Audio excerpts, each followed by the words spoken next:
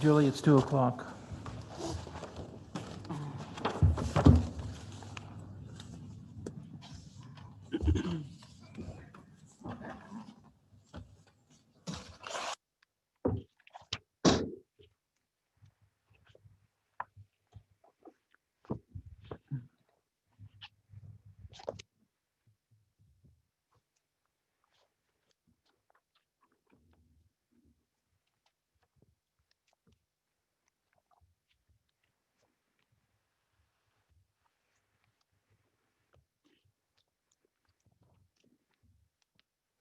By that. You're making noises. Mm.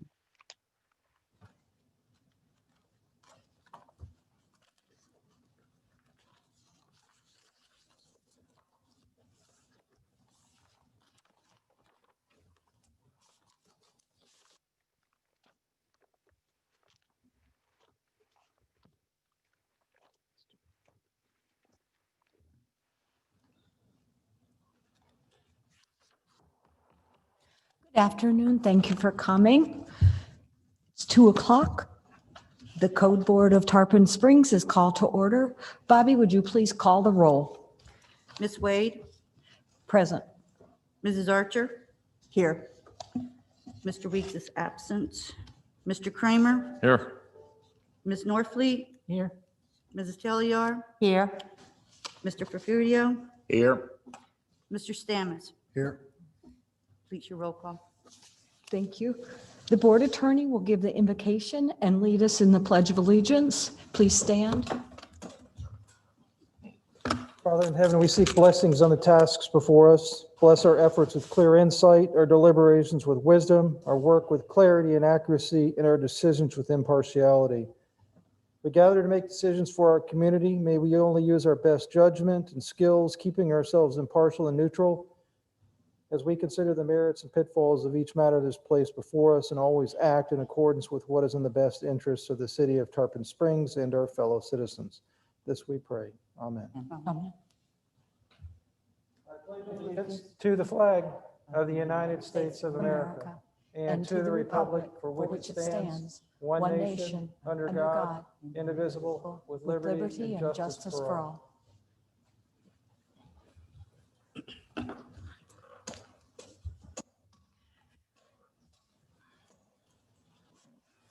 Code Board hearing procedure is as follows. It is the intention of this board to promote, protect, and improve the health, safety, and welfare of the citizens of Tarpon Springs by providing an equitable, effective, and inexpensive method of enforcing various codes within the city of Tarpon Springs. Any aggrieved party may appeal a final administrative order of this board to the circuit court. Such appeal shall be filed within 30 days of the execution of the order to be appealed. Florida Statute 286.0105 requires any party appealing a decision of this board to have a record of the proceedings to support such an appeal. The procedure of this board is as follows.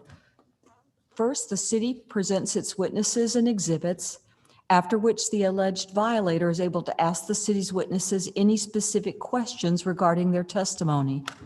Secondly, the alleged violator is allowed to make a presentation and present his or her witnesses and exhibits.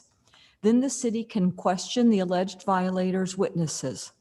After both rounds of testimony, both on the part of the city and on the part of the alleged violator, each party is asked to give a closing argument, first by the city and then the alleged violator. After those three steps are taken, this board will close the public portion of the case to discuss it and take appropriate action. Before we begin the proceedings, we'll have all potential witnesses stand up and be sworn in by the secretary of the board. And please remember to turn off your cell phones. If you're going to present. Hi. Do you swear that the testimony you're about to give is the whole truth and nothing but the truth? Yes, I do. Thank you. You can be seated. And I'd like to remind anybody that's participating on Zoom that we'll swear you in if you decide to testify. There's one agenda change since our folks are here, we're going to move you to the first of the line. So we'll hear case number 8 first. Okay. This is a repeat violator case. It's case number 20-8000677-802 Francis Drive, the Catherine Bauer Estate.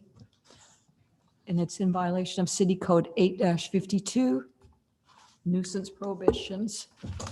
So the city will present the case, and then you can ask questions, and then we'll flip-flop, and then you get to summarize. Do you have evidence to submit? Yes.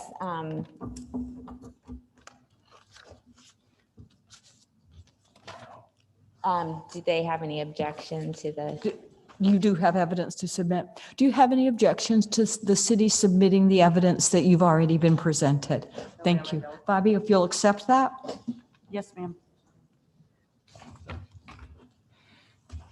And can we confirm your relationship to the property? The property owner was my mother. She's deceased. Thank you.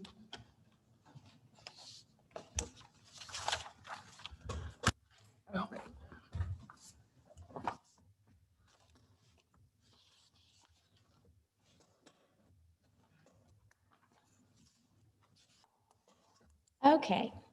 My name is Beth Hughes, and I'm the city inspector certified by the Florida Association of Code Enforcement. This is case number 20-800000677-802 Francis Drive for Catherine Bauer Estate.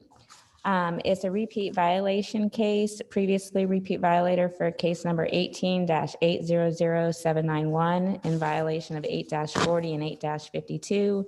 And for case number 17-80000788 in violation of 8-22, 8-40, and 8-52. Exhibit 1 are all the photos. Exhibit 2 are all the notices to include notice of violations and notice of hearings. Exhibit 3 is the administration documents to include the case summary, previous board orders, and property appraiser and tax collector records. Exhibit 4 is the affidavit of posting and the copy of the sign. And Exhibit 5 is the affidavit of prosecution costs. All of the photographs and exhibits that were given to the violator are exact copies of what are being presented to the board. All notices were mailed to the property owner of record, and in this case, also emailed to Mr. Anthony Bauer, who's the son of the deceased Catherine Bauer, as determined by the Pinellas County Property Appraiser and Tax Collector databases. All notice of violations and notice of hearings are sent return receipt requested and first-class mail. Please accept all exhibits into the record as evidence. Thank you. Bobby, will you do so, please? Okay, so we have had contact with the owner by email. The initial inspection was conducted on November 5th of 2020. We received a complaint and verified that the grass was over 20 inches. I did knock on the door because the owner stated there might be a squatter inside. I did not see any evidence of a squatter, and I did speak with a neighbor next door who said that they had not seen anyone living inside. I do have a picture up on the screen of, I basically just have the 2 photos. This one is showing that it's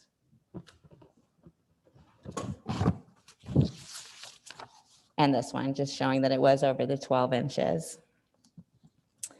So on the same date, November 5th, a repeat violator notice was mailed. A reinspection was conducted on November 9th. The grass was cut and trimmed and in compliance. I had received an email from Mr. Bauer, who had let me know that on the 7th, that the property was in compliance, November 7th. So that is the date that I put it in compliance. On December 31st, the sign was posted in the yard and the affidavit of posting was signed. So the property for the city's records was in violation from the date of the initial inspection on November 5th and was complied on November 7th. And that concludes the city's testimony. Board have any questions for the city staff?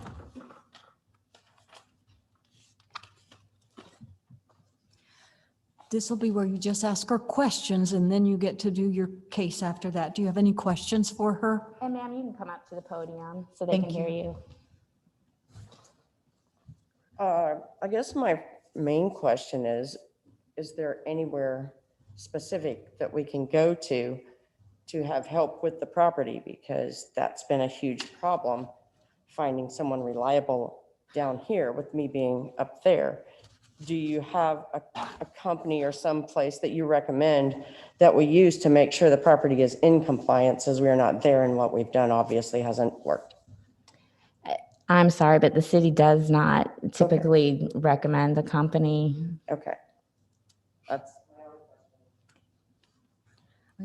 Now you can stay there because you get to present your side of the case. okay.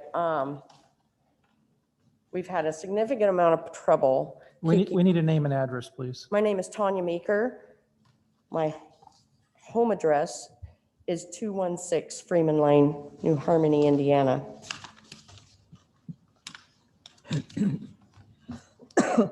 Thank you. Thank you. Thank you. Go ahead. Okay.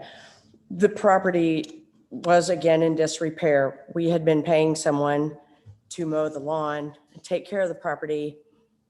Obviously, they weren't. We got the notice. My brother did make contact with Beth, letting her know we were having trouble finding someone. We did find a company that would do it one time for $165, one time, and you can see how much lawn there is to maintain. We don't understand why we're having so much trouble finding someone. I mean, yes, we're 1,000 miles away. That's been part of our problem. We do have the property now. The estate is closing, so we will be able to sell the property hopefully as it is. And we will let the court know as soon as we don't own the property anymore, because we are 1,000 miles away and it's the best we can do. And we can't just run down here on a weekend and take care of the property ourselves. We're dependent on someone down here locally to do that business, and it has been an absolute nightmare. I came down in person today because I am going to have face-to-face meetings with someone to take care of the property from here on out, hoping that meeting someone face-to-face will make more of an impression than just calling people on the phone, because they don't see you, you don't see them, you don't know what you're getting. All you have to do is trust that what they're telling you is correct.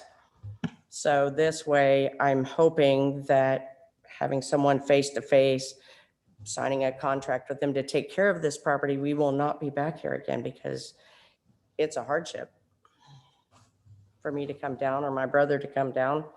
Financially, we're not well off by any means. And it's just hard to manage it from 1,000 miles away, but hopefully later today, I will be able to post it for sale as well. And hopefully we'll get the property looking better and staying better after a face-to-face meeting with a lawn care professional. Thank you. Do you have any questions for her, Beth? I do not. Condolences on the loss of your mom. Does the board have any questions for her?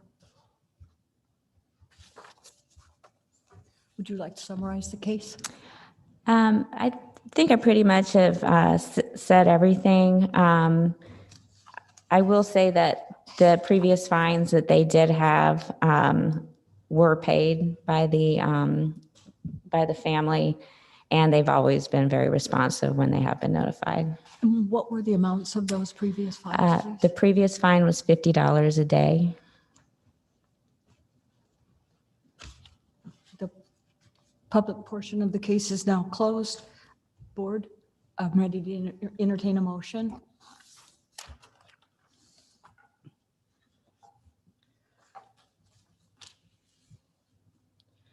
I will. I move, based on the testimony, evidence, and facts presented in law, that at the time of the alleged violations, sections 8-52 of the Code of Ordinance of the City of Tarpon Springs was enforced in effect. The respondent was in violation thereof. Do I hear a second? Am I doing this on the wrong one? Are you on the repeat violator? Where is it?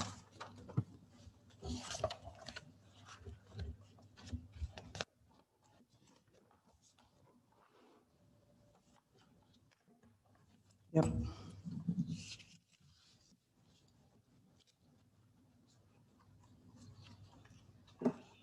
Do you wish to withdraw that motion?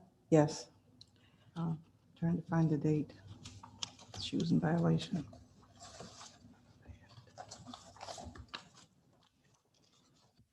From, For the date, Becky, yeah, what are the dates? it was 11/5 through 11/7, so just a few Thank days. you.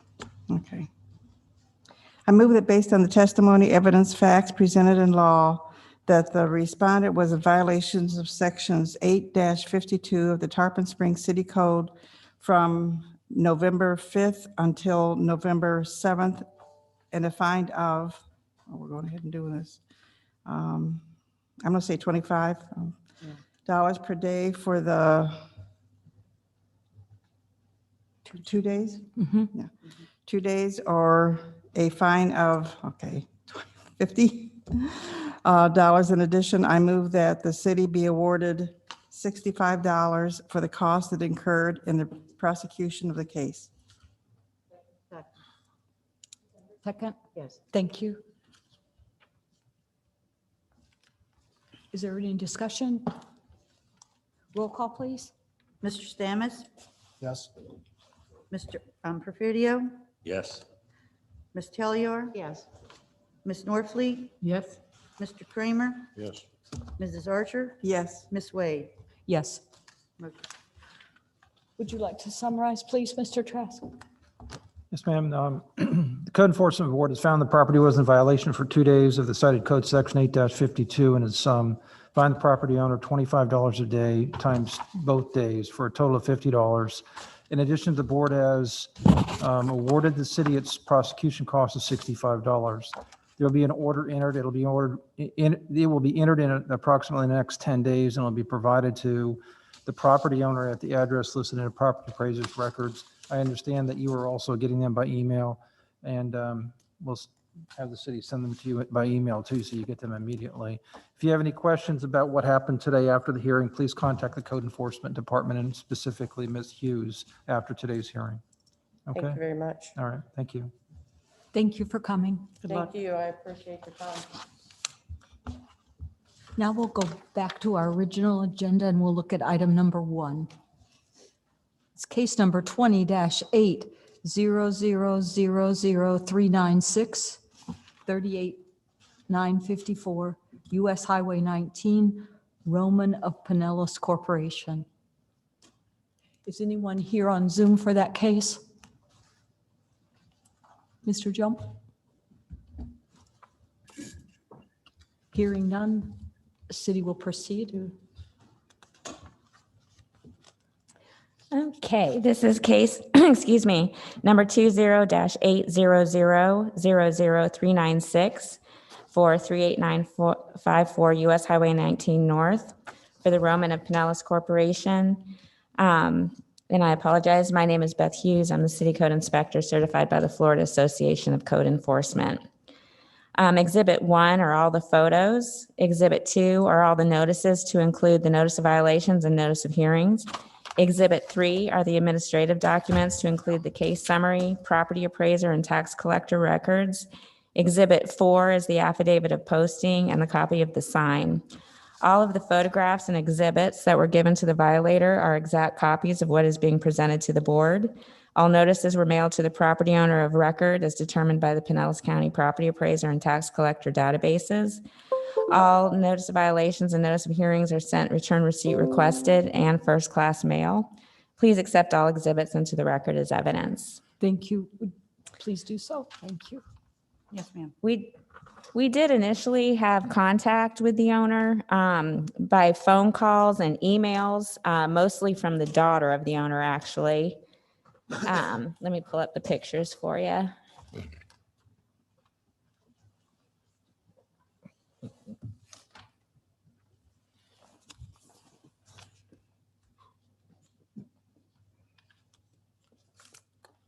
Okay. So Officer Gasson, excuse me, did the first inspection. This case has been going on for a while.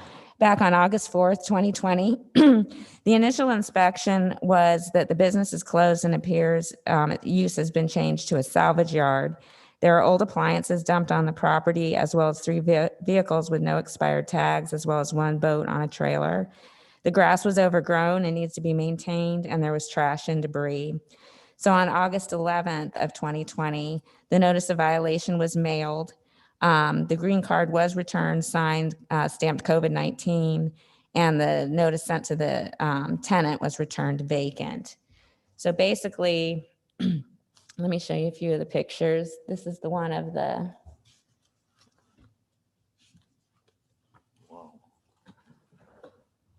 Sorry, I'm trying to get rid of this so I can move it down. Okay, there we go. So this was some of the items. We had the cars, we had the appliances. Here's another car and some of the debris. A boat on a trailer. So I'm going to move forward because these are some of the newer pictures. So on October 15th, there was a reinspection. The reason there was so much time in between when the notice was sent to the reinspection is we were having contact by the property owner. They had made a significant difference, and they were attempting to get the property into compliance. However, we all of a sudden they dropped off the face of the earth, so to speak, and we hadn't had any contact since. So as a result, we went ahead and did another reinspection on October 15th. Trash and debris was still on the property. So we sent a final notice of violation on September 21st and did not receive any return mail back, either signed or returned. So the property was still in the same condition. So we sent a notice of hearing to the property owner. But when I did the reinspection, right before the code board hearing, this started to happen to the building. It started to fall apart. The overhang pretty much had a large amount pretty much fall into the driveway area or the drive-through area. So we changed our mind of taking it to code board at that time, and we sent an amended notice of violation on November 11th in order to add the new violations for the exterior of the building. So after that, on December 4th of 2020, we conducted another reinspection. The debris in the trailer were still located behind the building. The building was in disrepair, and we decided to send a notice of hearing for January. So on 12/8/2020, the notice of hearing was mailed, and we did get the green card return signed by the property owner. On 12/31, the sign was posted and an affidavit of posting was signed. So on yesterday, on January 13th, for the final inspection, there was really no change in the property. There was still some debris out back. The building is still in a dilapidated condition and starting to fall apart. Here's a few more pictures. You can see that the whole overhang has just fallen, the fascia anyway. It's starting to get overgrown again. I think that's it. However, when I was doing the inspection, there were some subcontractors that were in the building. I did give them my card and asked, because they stated that there is someone that's looking to purchase the property and get it back into compliance and start up another business inside. So I did give him my card and asked that to get it to the person that intends to purchase the property and contact us. So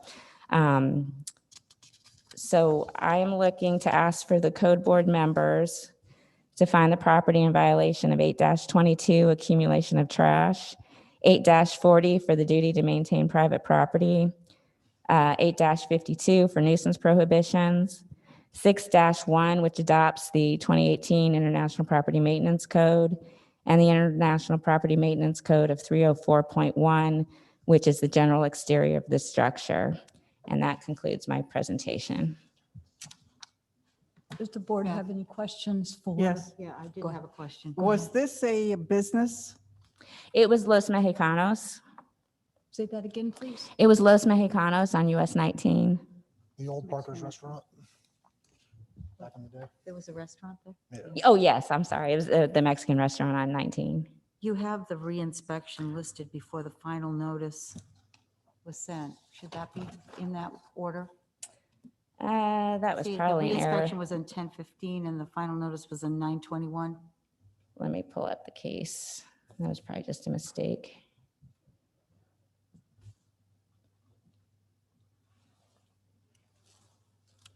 And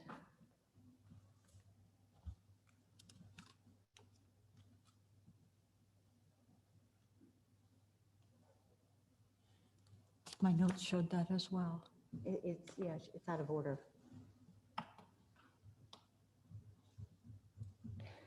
okay, this is for number 396.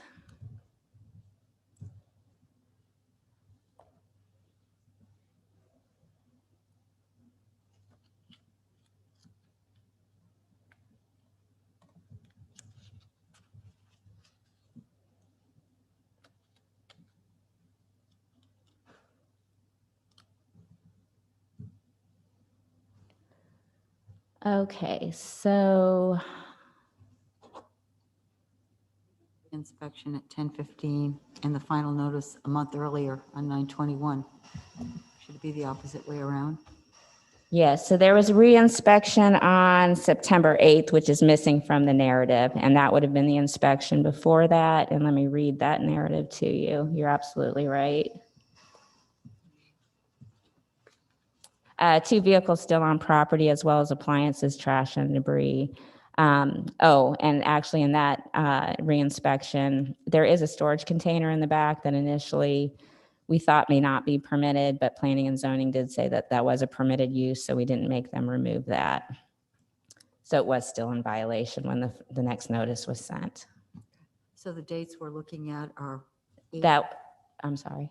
8/4 all the way to 1/13? This is not a repeat violator case. Okay. But yes, it basically was, the initial inspection where we verified a violation was on August 4th, and it is still not in compliance as of today. Okay, thank you. You're welcome. What's your opinion? I hear what you're saying about the facts. What's your opinion about what they're gonna do? Well, Are they gonna clean this up seriously and move on it within the next 30 days? My guess is that they're either and the initial owner, when we were getting contact, had suggested that they may be being foreclosed upon. Because I don't know that, I didn't bring it up, but that was just something that she had mentioned might happen. Being the fact that I now have seen other people in the building and there's supposedly going to be a new owner, I suspect that it's either going to be sold. And that's why I am anxious to go ahead and contact the person that's interested so that we can find out more information and hopefully get it into compliance as soon as possible. But I didn't want to stop the case at this point, just in case that sale doesn't go through. I wanted to go ahead and get it established, or, hopefully found in violation with a deadline, and move the case forward. Well, maybe the fine should be big enough to entice them to move along. Yeah, I don't know the circumstance anymore that the owner, which is Roman of Pinellas, is in right now. Like I said, they were very communicative in the beginning, and since I think it was September or October, we haven't heard anything from them. I noticed that on some of it where there was an oven, there's some structural damage to the drive-under port. Things like that, like it's like an airtight hazard for kids and everything. So I understand there's a lot of moving Barely. parts, but there's a I'm so sorry, we're not able Talking to in the hear mic. you. What? Can you speak into your microphone? Sorry. please? I was speaking to like the airtight containers such as the oven that was in the picture. Yeah. And this failing structure are two major points that I think Yep. that I understand people follow hard times and there's other extenuating circumstances selling property, but those are two Yep.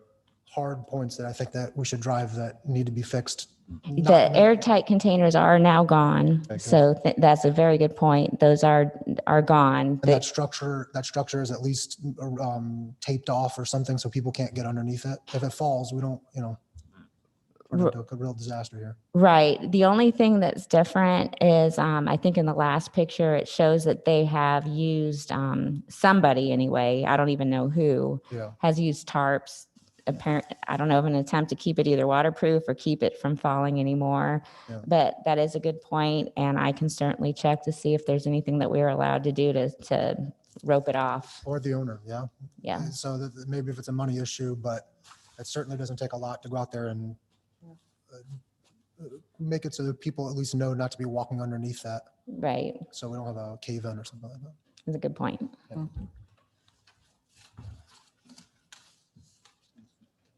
If there are no further questions, would you like to summarize? You feel like you told us Um, everything? I think that's, I've said everything that I have. Thank you. Thank you.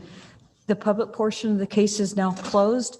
Board, I'm ready to entertain a motion.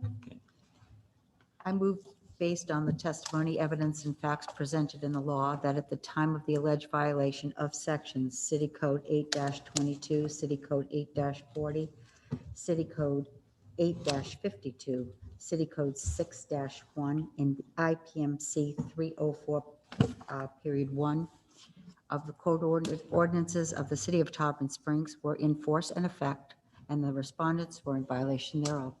Second. Thank you. If there's no further question, we'll call for a vote. Mr. Stamus? Yes. Mr. Ferfudio? Yes. Mrs. Telliar? Ms. Norfleet? Yes. Mr. Kramer? Yes. Mrs. Archer? Yes. Ms. Wade? Yes. Following that first motion, would anybody like to make a second motion? I'd like to Go make a ahead. motion. I move that the respondent shall have until, let's see, 25 February. Is that 30 days or is it, all right? A little A more. little bit more, yeah. Okay, so, let's see, 30 days would be Around 15th, 19? 19th, yeah. Is my math off? Okay, well, I move the respondent shall have until 18 February to bring the property in compliance with code sections, City Code 822, 8-40, 8-52, and 6-1, and IMPC 304.1, or suffer a fine of $100 per day for each day thereafter the respondent remains in violation of said code. Second. Would you like to call roll, please, Patty?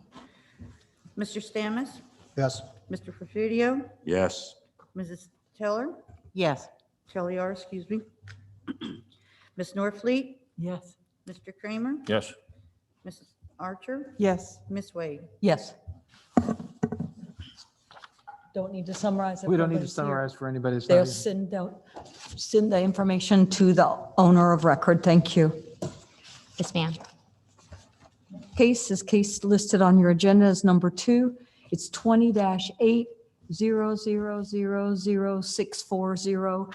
20-8000640-1606 Seabreeze Drive.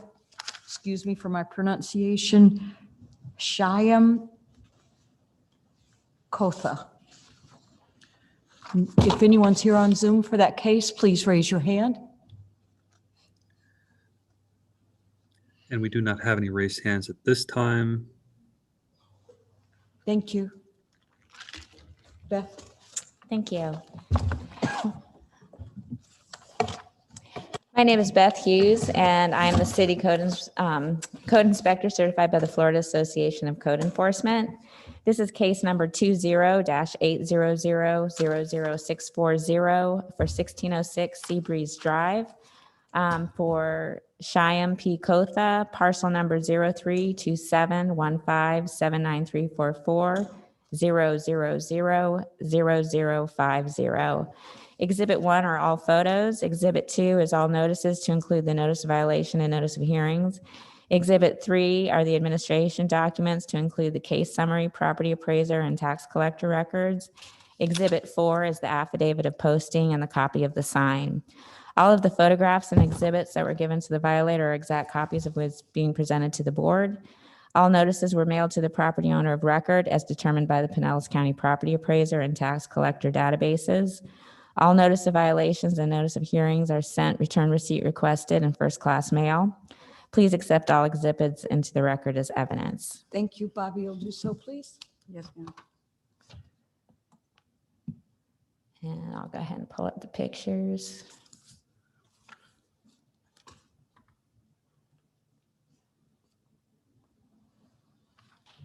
My glasses are getting all fogged.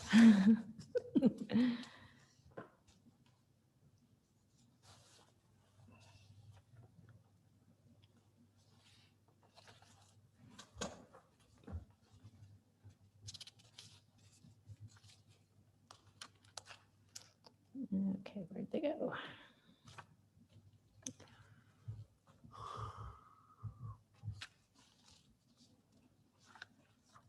Okay, so honestly, this picture isn't very good. Let me go down to the third picture. There's really been absolutely no change.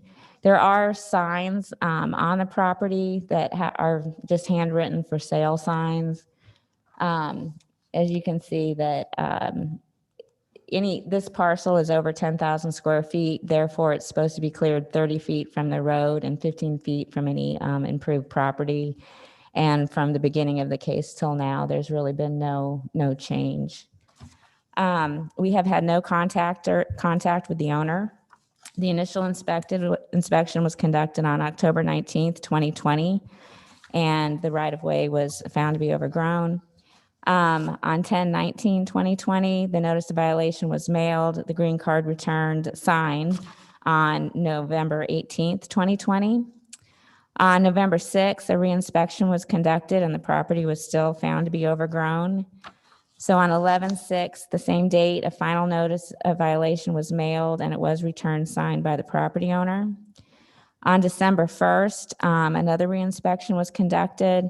It was still overgrown and not cleared the 30 feet from the street and 15 feet from improved properties. So on December 18th, the notice of hearing was mailed and no mail was returned. On December 31st, the sign was posted on the property and the affidavit of posting was signed. Yesterday, on January 13th, the final inspection was conducted and basically the property still has no change. So what I am requesting is that the board find the property owner in violation of City Code 8-52 for the nuisance prohibitions. And that concludes my testimony.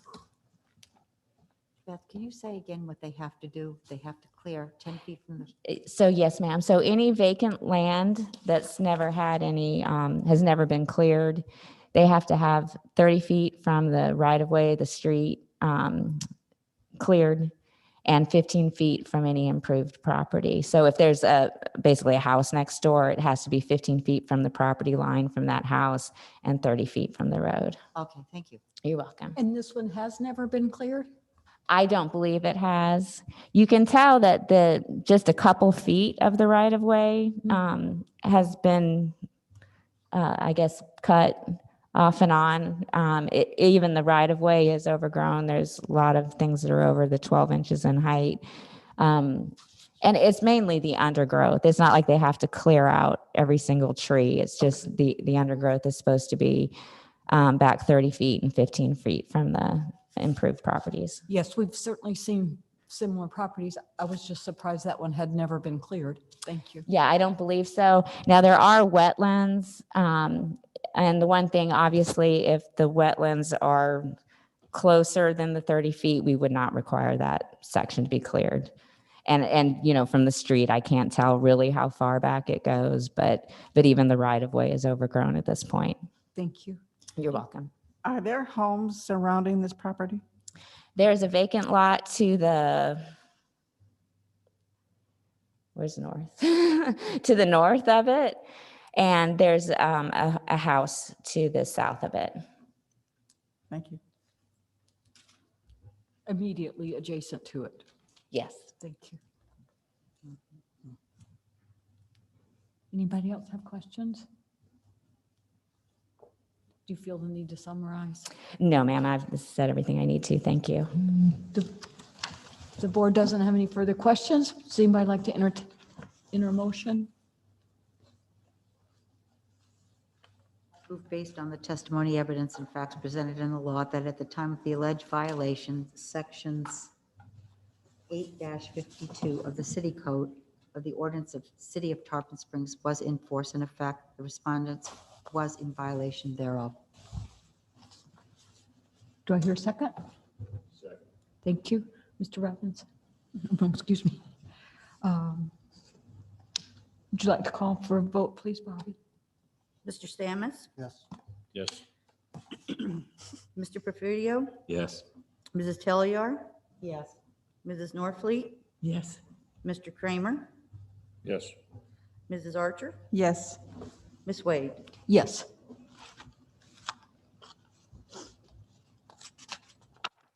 And then does anyone have a second motion?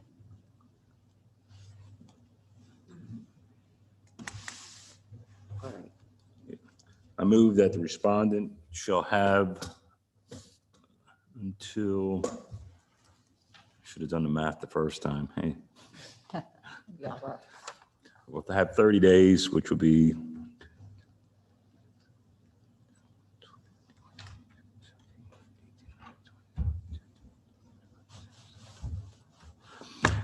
until 13 February to bring the property into compliance with City Code Section 8-52 or suffer a fine of $25 per day for each day thereafter the respondent remains in violation of said code sections. Second. Bobby, unless there's discussion. Bobby? Mr. Stamets, Yes. Mr. Porfirio, Yes. Mrs. Telliar, Yes. Ms. Norfleet, Yes.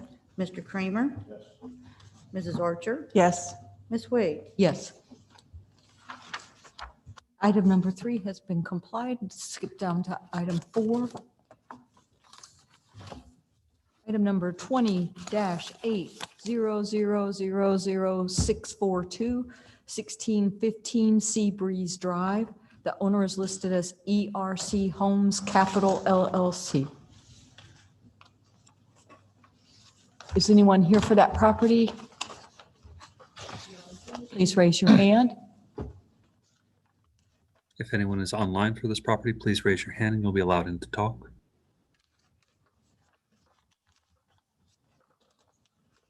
And we do not have any raised hands at this time. Thank you. Seeing no one, go ahead and present your case. Thank you. Thank you, ma'am. Okay, my name is Beth Hughes. I'm the City Code Inspector certified by the Florida Association of Code Enforcement. This is case number 20-800000642. Address is 1615 Seabreeze Drive for ERC Homes Capital LLC, parcel number 032715793440000120. Exhibit 1 is all the photos. Exhibit 2 are all the notices to include the notice of violation and notice of hearing. Exhibit 3 are the administrative documents to include the case summary, property appraiser, and tax collector records. Exhibit 4 is the affidavit of posting and the copy of the sign. All of the photographs and exhibits that were given to the violator are exact copies of what is being presented to the board. All notices were mailed to the property owner of record as determined by the Pinellas County Property Appraiser and Tax Collector databases. All notice of violations and notice of hearings are sent, return receipt requested in first-class mail. Please accept all exhibits into the record as evidence. Thank you. Would you put those into the record, please? Yes, ma'am.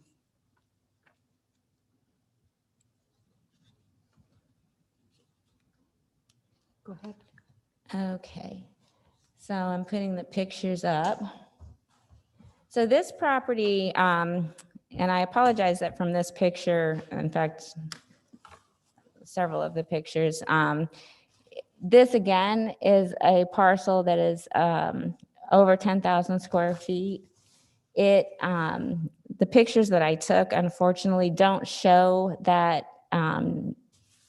it is not cleared The undergrowth is not cut next to the improved parcel, and it's not cleared 30 feet from the road. And as you can see from this parcel, it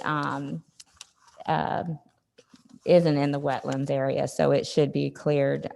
The undergrowth should be cleared 30 feet from the street, and there's a bunch of vines growing throughout the trees as well. And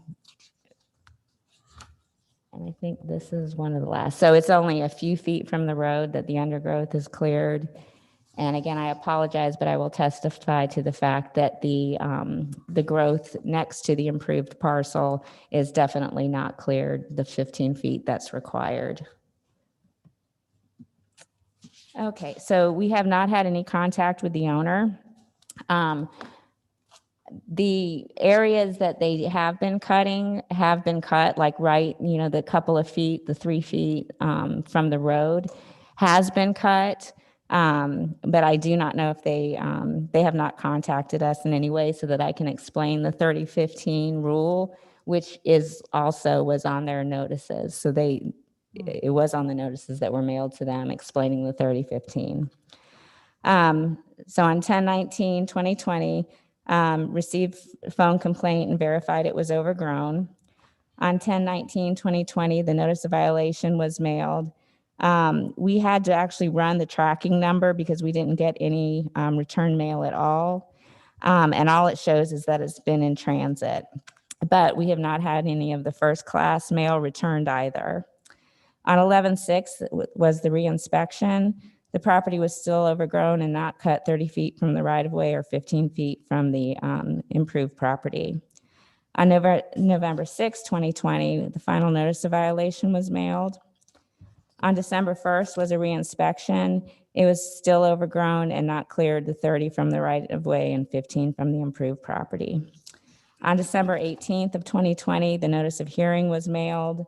And again, for some reason, the U.S. Tracking only shows that it's in tracking. But we've received no first-class mail, has not come back either. On December 31st, the sign was posted and the affidavit of posting was signed. Yesterday, on January 13th of 2021, I did the final inspection. The lot had been trimmed again along the street, but the property is still overgrown, not within 30 feet from the right-of-way or 15 feet from the improved property. So what I would like to ask the board is to find the property in violation of City Code 8-52 for nuisance prohibitions. And that concludes my presentation. Thank you. Does anyone have questions for the city? So you haven't actually had any contact at all No, with ma'am. anyone? Mm-mm. Just to be clear with our attorney, if there are mailing issues, which a number of us have experienced, do we need to take any of that into consideration? So the state statute requires that it be mailed and that it be sent by certified mail. There's no requirement that the green card come back. But you will also note that the property was posted and an affidavit of posting was signed. So that is another basis of good service on the property owner, whether or not that they've responded. Obviously, it would be best if we had some type of green card back or a signature or something like that would reflect it. But under the city has followed the law with regard to the notice requirements. Thank you for clarifying that. And also, let me double check, but I believe not only is it being sent to I'm looking to the property owner, but it's been being sent certified in first class mail to the registered agent, which the registered agent and the property owner have the same address. So it's just been the one going. Did you also say, though, that there's been some trimming or cutting that's actually been taking place? Yes, but because they have not contacted us, I haven't been able, but again, it's written on the violation, on the notice, that the property is over 10,000 square feet and needs to be cleared 30 feet, 30-15. What I'm thinking is that because they were actually moving on, doing some action, they must have gotten some kind of notice, or at least know that, has it been just since you went out there that they've started cutting? So it was very recently cut, whether, that's all I can tell know if it you, was but scheduled not or- the okay. part that's, but not cut to compliance, Okay. if that makes sense. If there are no further questions, I'd like to see if somebody'd like to make a motion. I move based on the testimony, evidence, and facts presented in the law that at the time of the alleged violation, Section 8-52 of the City Code of Ordinances, of the City of Tarpon Springs was in force and effect, and the respondent was in violation thereof. Thank you. Bobby, roll call. Second was Ms., thank you. Mr. Stammes, Yes. Mr. Favidio, Yes. Ms. Telliar, Yes. Ms. Norfleet, Yes. Mr. Kramer, Yes. Mrs. Archer, Yes. Ms. Wade. Yes. That completes your roll call. Now we need to do a second motion. I move that respondent shall have until 13 February to bring the property in compliance with City Code 8-52 or suffer a fine of $25 per day for each day thereafter the respondent remain in violation of said code section. Second. Roll call, please. Mr. Stammes, Yes. Yes. Telliar, Yes. Mrs. Norfleet, Yes. Mr. Kramer, Mrs. Archer, Yes. Ms. Wade.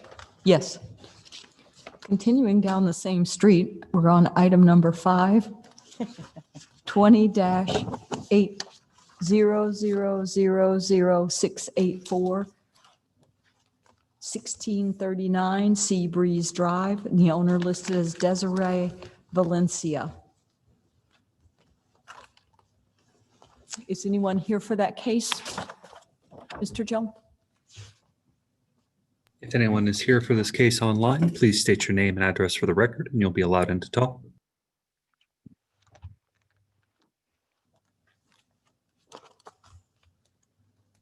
And we do not have any raised hands at this time. Thank you. City will present their case. Okay, my name is Beth Hughes, and I'm the City Code Inspector certified by the Florida Association of Code Enforcement. This is case number, 20-800000684 for 1639 Seabreeze Drive under Desiree Valencia. Exhibit 1 includes all photographs. Exhibit 2 are all notices to include the notice of violation and notice of hearing. Exhibit 3 are the administration documents to include the case summary, property appraiser, and tax collector records. Exhibit 4, the affidavit of posting, and a copy of the sign. All the photographs and exhibits that were given to the violator are exact copies of what is being presented to the code board. All notices were mailed to the property owner of record as determined by Pinellas County property appraiser and tax collector databases. All notice of violation and notice of hearing are sent, return receipt requested, and first-class mail. Please accept all exhibits into the record as evidence. Thank you. Bobby will do so, please. Yes, ma'am. Okay.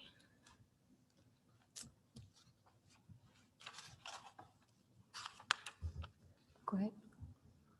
Okay, so I'll go ahead and leave this picture up. This basically is the reason that the property is going before the board.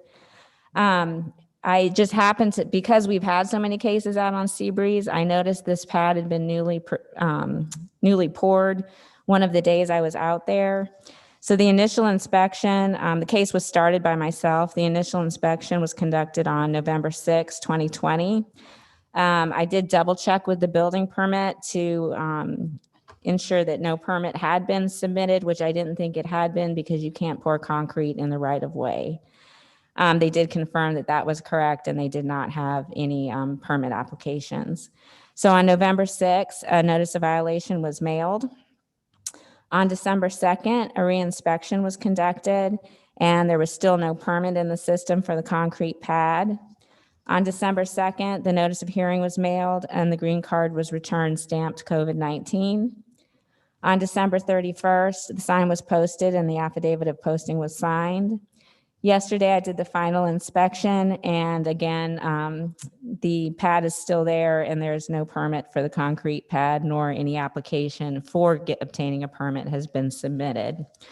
So I'm asking the code board members to find this property in violation of City Code 6-1, which adopts the Florida Building Code, and for the Florida Building Permit Code of 105.1 for permits required. And lastly, for the City Code 130.00 for the right-of-way. And that concludes my testimony. Questions for the city? Did you say that the right-of-way was across part of the road, or? The concrete pad was poured in the right-of-way. Property owners are not supposed to put any kind of improvements or any structure into the right-of-way because that's reserved for the city for any road improvements, utility easements that are required. So it's right next to the road? Yes, it literally is adjacent to the road. It goes all the way to the street, the edge of the street. Yes, ma'am. Is that what right-of-way reservation is? Yes, sir. They couldn't pour the pad because they might want to put something under it later. It's not allowed, and if they had pulled a permit, they would have found that out. Right, they didn't pull a permit at all. Correct. Have you talked to them? Do they They have know? not contacted us, no. Okay. So And they I don't do know they're in believe they've been trouble yet. receiving the mail. I believe they live there. Okay.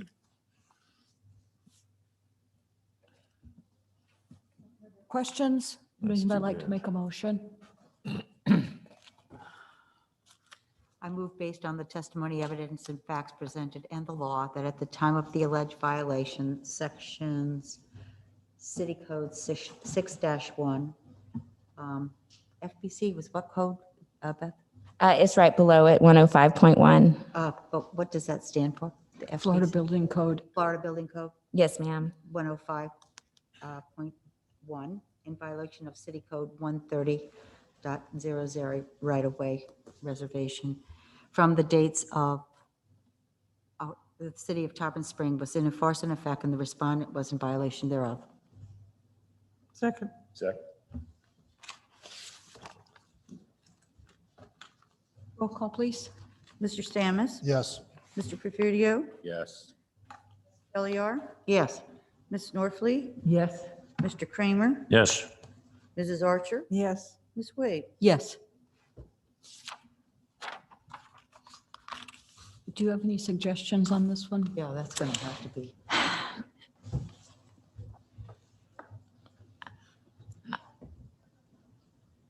This isn't the first code case. We just did a code case for this property last month for the trash cans being in violation.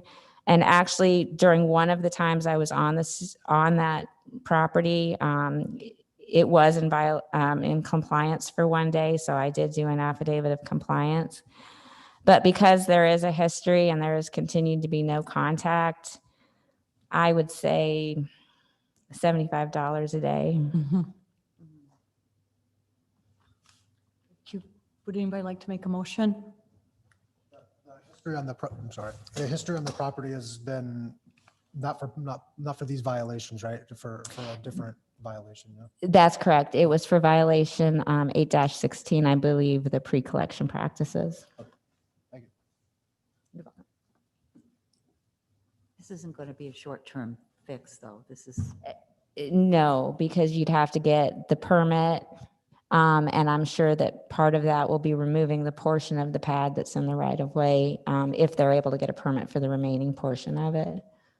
And your estimated time for something like that reasonably? Only because there's another case similar to it on the street. There is. That property owner is doing what they need to do to get it permitted. But there are issues because there's septic. So they're having to do a lot of things other than what you would normally need to do to prove that there's no problem having the pad with the septic out there. So I honestly don't have a very good educated guess on how much time, but I can tell you that person has already taken at least 30 or 40 days, and they are doing what they're supposed to be doing. I mean, after the fact, but after the fact, they're doing what they're supposed to be doing. 5 months be reasonable? I hesitate giving that amount of time only because I've not had any communication. Okay. So is 30 days reasonable? I mean, all you do is cut concrete if you have to cut it. About 2 months. And they could just remove it to come into compliance and then apply for it afterward also. I would say 30 to 45 days, I personally think would be reasonable. So 45 days is February 28th. So Is what, please? February 28th. Okay, thank Whoever's you. making the motion. All right.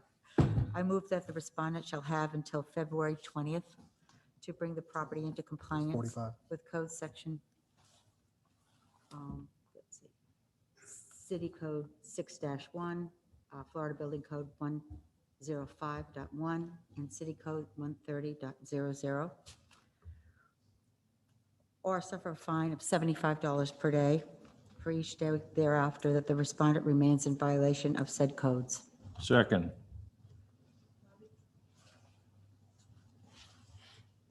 Verification on the date, was it 2/20? Thank you, ma'am. Mr. Stammis? Am I correct? Yeah. 28th would be 45 days. 28th. I'm sorry. Sorry? 228. You need it to be, okay, so you're amending it to 2/20, okay. No problem. All right. Mr. Stammis? Yes. Mr. Perfidio? Yes. Mrs. Telliar? Yes. Mrs. Norfleet? Yes. Mr. Kramer? Yes. Mrs. Archer? Yes. Ms. Wade? Yes. Next case is case number 720-800000708. Address is 816 North Jasmine Avenue.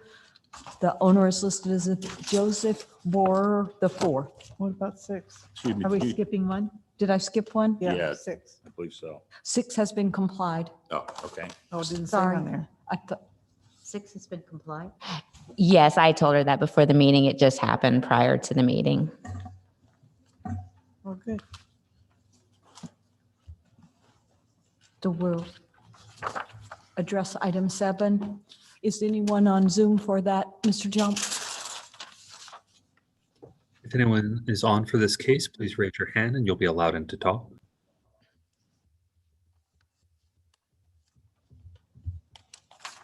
And we do not have any raised hands at this time. Thank you. Then the city will proceed. My name is Beth Hughes. I'm the City Code Inspector certified by the Florida Association of Code Enforcement. This is case number 20-800-00708. It's for 816 North Jasmine Avenue. Joseph Borer IV. Exhibit 1 are all the photos. Exhibit 2 are all the notices to include the notice of violation and notice of hearing.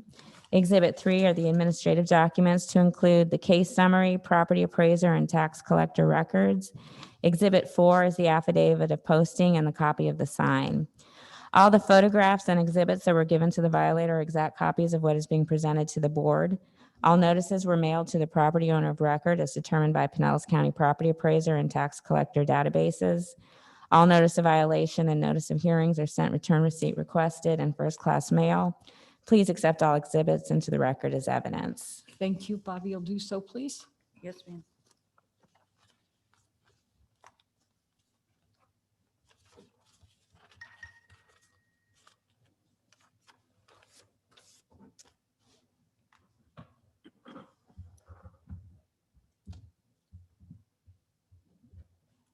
Yep, there you go.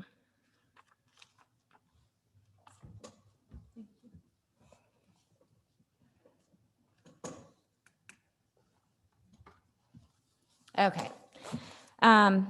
So we have not had any contact with the owner. This actually picture is better than what it looks like now. There's been no improvement and it has continued to get worse. The initial inspection conducted on November 24th, 2020, the trash and debris were on the property, not being stored properly in the garbage cans, which did not have lids and were overflowing. On November 24th, I did leave a door hanger with my name and number and what the issue was with the trash and debris. On 12/1/2020, I did a reinspection. A large amount of trash and debris was still in the front yard. The car seat was still sitting in the driveway. On December 2nd, a notice of violation was mailed and it was returned unclaimed. On December 15th of 2020, a reinspection was conducted. There was no change and trash and debris still all over the front yard. On December 17th, a notice of hearing was mailed. No mail was returned. On December 31st, 2020, the sign was posted and the affidavit of posting was signed. Yesterday, a final inspection was conducted. And again, there's actually more trash than what's showing in that picture now. There is nothing has changed as far as any kind of cleanup. It's still not in compliance. So I am asking the board members to find the property in violation of City Code 8-22, accumulation of trash, and 8-52, nuisance prohibitions. And that concludes my presentation. Beth, does this property look like it's occupied? You know,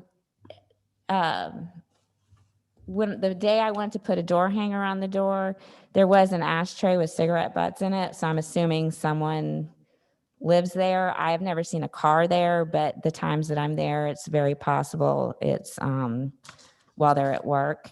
And there's been additional trash. So that's a good question. I don't know if it's additional trash from someone else or if it's their additional trash. But underneath those porch steps, it's pretty well full of garbage now. Do you think maybe squatters are in there? I don't know, to be honest with you. I've not seen anyone, and the first visit, I did knock on the door just to ask them if they could clean it up rather than sending a notice, and there was no answer. Okay, thank you. If there are no further questions, would anyone like to make a motion? I move based on the testimony, evidence, and facts presented in the law that at the time of the alleged violation, Section City Code 8-22 and City Code 8-52 of the City Code of Ordinances of the City of Tarpon Springs was in force and effect. The respondents were in violation thereof. Second. Bobby, did you know that was Mr. Perfidio?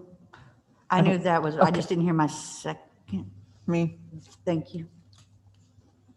You'll take a roll call. Mr. Stamus? Yes. Mr. Perfidio? Yes. Mrs. Tilliard? Yes. Mrs. Norfleet? Yes. Mr. Kramer? Yes. Mrs. Archer? Yes. Mrs. Wade? Yes. Could I hear a second motion? I move that the respondent shall have until 13 February to bring the property in compliance with code sections 8-22 and 8-52, or suffer a fine of $25 per day for each day thereafter the respondent remains in violation of said code sections. Second. Discussion? Roll call, please. Mr. Stamus? Yes. Mr. Perfidio? Yes. Tilliard? Yes. Ms. Norfleet? Yes. Mr. Kramer? Yes. Mrs. Archer? Yes. Ms. Wade? We're skipping down to number 9, repeat violator. This is case number 20-800000691. Address is 1313 Gulfview Woods Lane. Faith Sedaris. In addition to the repeat violation, there are some new violations.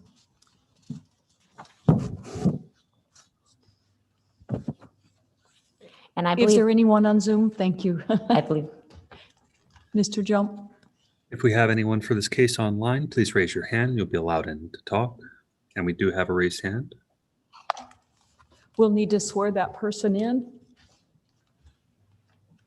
Hi there, my name is Jason Sedaris, the son of Faith Sedaris. All right, Mr. Sedaris, if you could raise your right hand, I'm going to swear you under oath. You swear that the testimony I'm about to give is going to be the truth, the whole truth, and nothing but the truth? I do. All right, thank you, sir. Hang on. The city is going to present its case, and you'll have an opportunity to speak. Thank you. City will go ahead, please. Before we start passing the exhibits, do we need to ask him if he has any Oh, yes. objections? Mr. Sedaris, there are some exhibits from the city which will be presented. Do you have any objection to that? I do not. Thank you. I should say legal objection. Thank you. Go ahead. Okay. My name is Beth Hughes. I'm the city code inspector certified by the Florida Association of Code Enforcement. This is a repeat violator case number 20-800-00691. It's a repeat violator for case number 19-800-00435 in violation of 8-22, 40.00 and 36.03. And I apologize if I said this already. It's for 1313 Gulfview Woods Lane for Faith Sedaris. Exhibit 1 are all the photographs. Exhibit 2 are all the notices to include notice of violation and notice of hearing. Exhibit 3 are the administrative documents to include the case summary, previous board orders, and property appraiser and tax collector records. Exhibit 4 are the affidavit of posting and a copy of the sign. Exhibit 5 is the affidavit of prosecution costs. And also part of Exhibit 3, which I forgot to mention, is we did receive a letter signed by Ms. Sedaris that her son is allowed to represent her today. Thank you for clarifying that. You're welcome. So we have had contact with multiple people. The tenant, which is one of Ms. Sedaris's sons, and also the gentleman that's on the phone today, which is another one of her sons. The initial inspection was conducted on November 12th, 2020. There was debris located in the front and side yard, pavers being stored externally on the side of the yard, but within view of the public view, and no address on the house. On November 19th, the repeat violator notice was mailed and the green card was returned, stamped COVID-19. And let me show you the initial pictures. So this is showing where you see the pavers on the right and some items being stored by the garage door.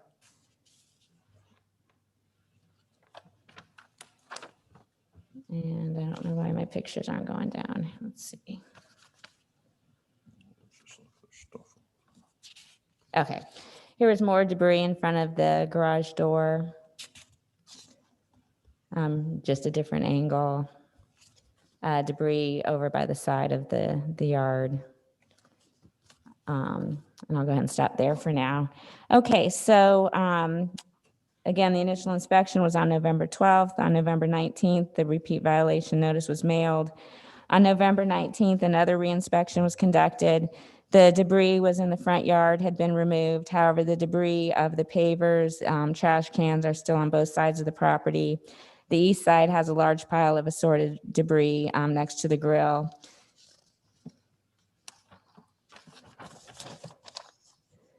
And sending notice of violation. Before I left, the neighbor asked me to go to his backyard in order to view the fence that had fallen and was laying in the grass. And I believe I have a picture of that right there. On December 8th, on November 19th, the notice of violation was mailed for the new violations. And on December 8th, the reinspection was conducted. I spoke with the tenant and he told me that the fence would be repaired over the weekend and the pavers on the side of the house would be removed along with a large bucket by the mailbox. So I put in a reinspection for the following week. On December 15th, I did another reinspection. Most of the debris had been removed. A pile of pavers were still stored on the side of the house. And the neighbor allowed me in his backyard to view that the fence had still not been repaired, replaced, or removed. The window around the AC unit was not replaced with material to keep it enclosed. So on December 17th, a notice of hearing was mailed for the new violations. And on December 21st, a reinspection, there was another reinspection. All debris had been removed from the front yard, and Mr. Sedaris had sent a picture showing that the fence had been repaired since December 19th. I knocked on the door of both the property as well as the neighbor to see if anyone was home so I could verify compliance, but nobody was home. So I did go ahead due to, and I'm going to backtrack a little bit and talk about my communication with Mr. Sedaris, who's on the phone. Due to the pictures that he had sent me and the repairs and the compliance with all the other violations, I did put the property into compliance, even though I wasn't personally able to look at the fence. On December 31st of 2020, the sign was posted and an affidavit of posting was signed. So the property was in violation for the repeat violation, which is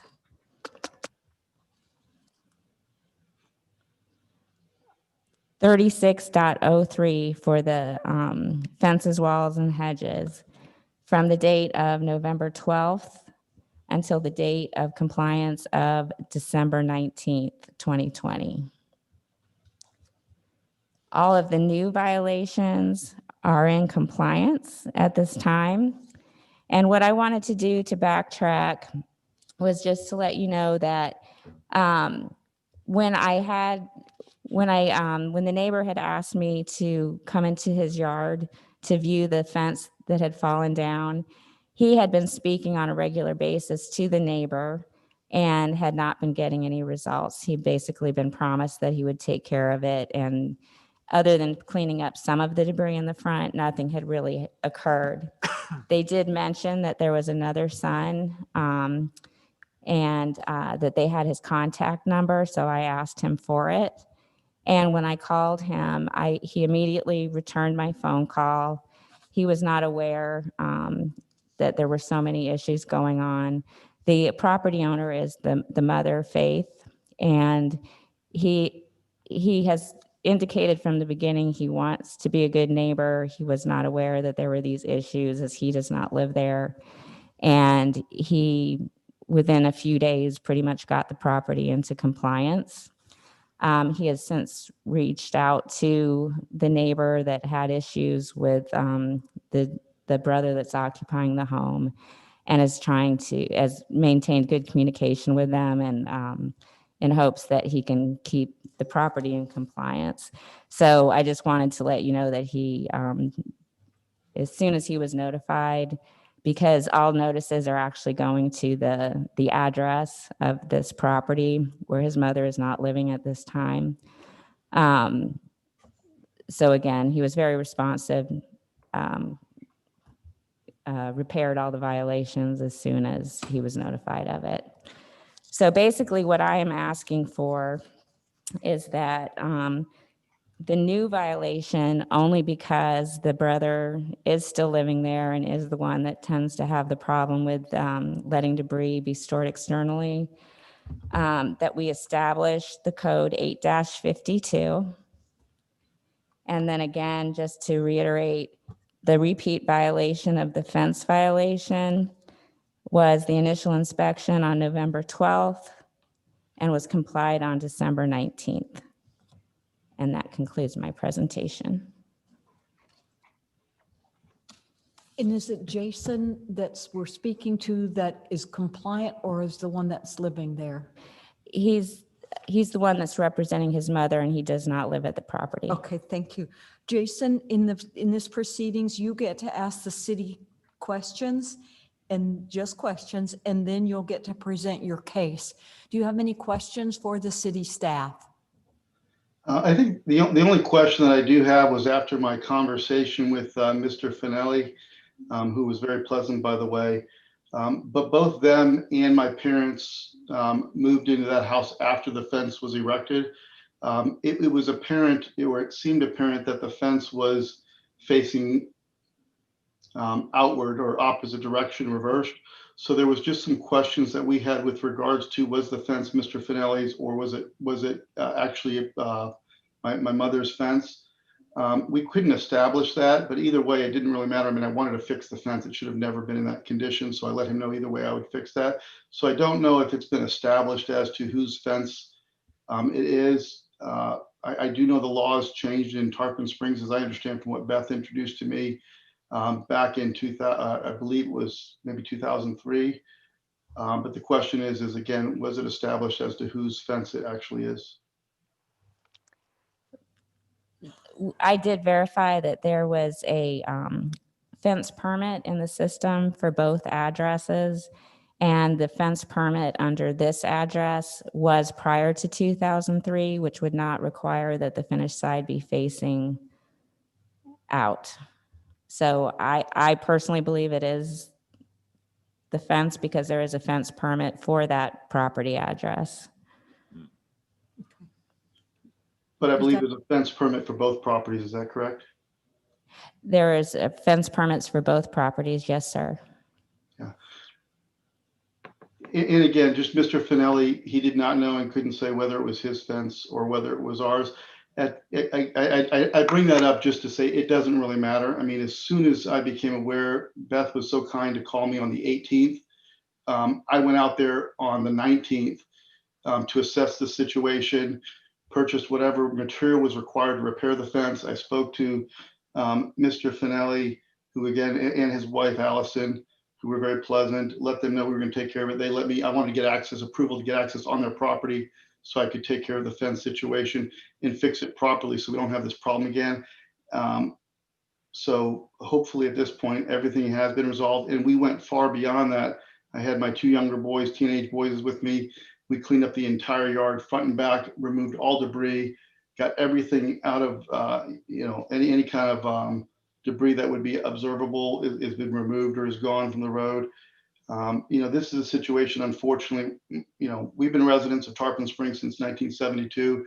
I currently live, by the way, I did not give my address if you need that for the record, is 27766 Green Willow Run. That's 27766 Green Willow Run, Wesley Chapel, Florida. The issue here is I have an 85-year-old mother who's a widow who is under extreme hardship financially.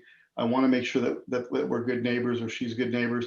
She has been living at my house for a short period of time until she may be able to return to her home.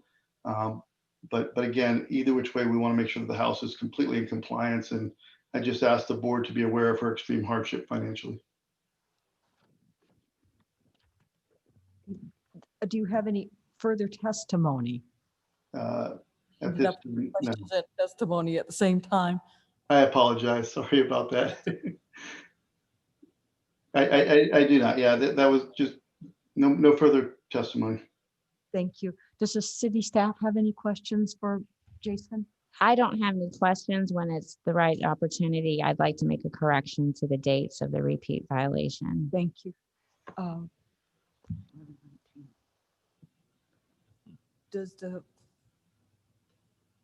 Then why don't we have you summarize your case, and then Jason can summarize if he needs to further, and when we'll make those corrections. Go ahead. Sure. I don't have anything further to add as far as the violations. As Mr. Sidera said, he was very responsive immediately as soon as he was notified, and I believe has also reached out to the neighbors so that they can communicate rather than hopefully getting us involved in the future. Yes, ma'am. And that. Do you want to make those date corrections? I do. Realizing when I was going through the summary, when I was reading the dates, the history was initially the notice of violation for the debris was mailed. The repeat violation regarding the fence, what happened later.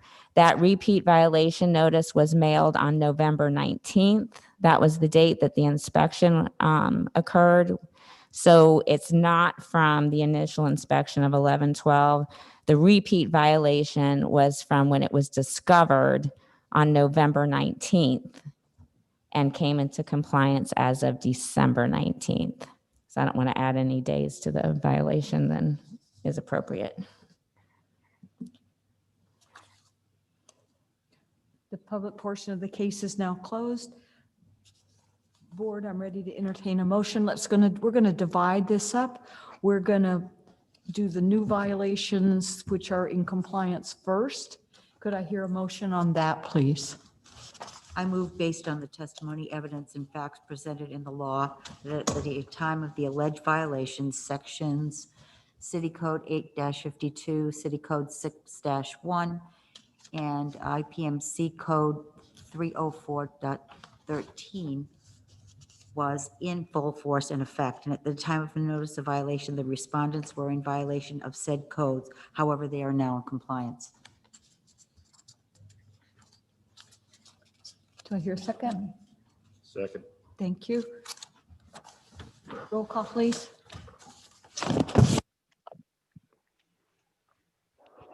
I don't think you heard you. Mr. Stamus, Yes. Mr. Perfidio, Yes. Ms. Telliar, Yes. Ms. North, Yes. Kramer, Yes. Mrs. Archer, Yes. Ms. Wade. Yes. And now we'll head to the little more difficult one, the repeat violation. Can I ask a question before we put a motion for this? Okay. This is the time for that. Yes, Okay. we need to do the motion and then the second, and then we ask questions if I follow the procedure. Do you want to make a motion and then we'll come up with that? No, I don't want to make a motion because I have concerns about the facts or the data, I should say. To make a motion.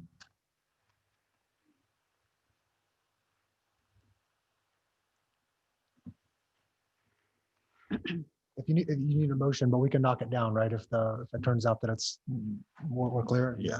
I move based on the testimony, evidence, and facts presented in the law that at the time of the alleged violations, sections City Code, Are we on the repeat violator page? I believe so, yes. Yeah. You're- Motion for repeat violation with fine in compliance. Sorry. Sorry. Oh, you're I doing great. move that based on the testimony, evidence, facts presented in law that should just give address.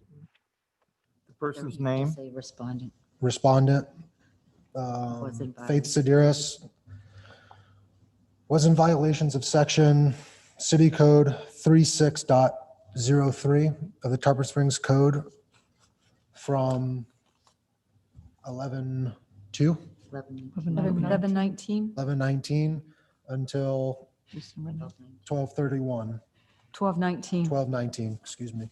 That's okay. And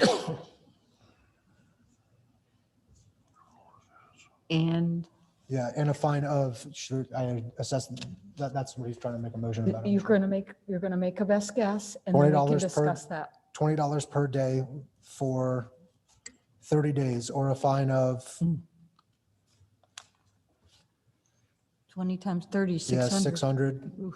In addition, I move that the city be awarded 600 for the costs it incurred in prosecuting the case. Actually, 68, it's 16. 6816. 6816 for the costs incurred in prosecuting the case. Second. That's it, Mr. Okay, Mr. the Perfidio. question I have is, okay, based on the data that was presented, there are two permits and both properties had a permit, but we cannot state without a doubt that that permit for the fence that fell down was the property, the defendant's.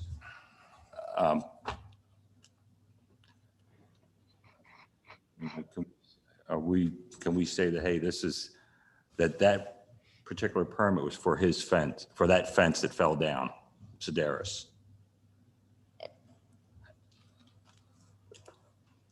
I believe that was his Beth, they're talking, this is discussion of the, That's true. It's reopening the case, I guess. right. So let me just try to give you the answer to the question. They're not cited for issuance of a permit. They're cited for the issuance of a fence that has fallen down on their property. Right, but if But- it's not my fence, if it's not his, if the permit was for the other, if the fence was the property of the adjacent property, does that make him responsible for that? And I'm, If the fence I'm fell on, asking. if the fence fell on his property, then he's responsible for it. Because it's like any other debris on the property. okay, Yeah. fair enough. Thank you. And actually, if I might put people's ease at mind. No, Beth, No, okay. Thank you.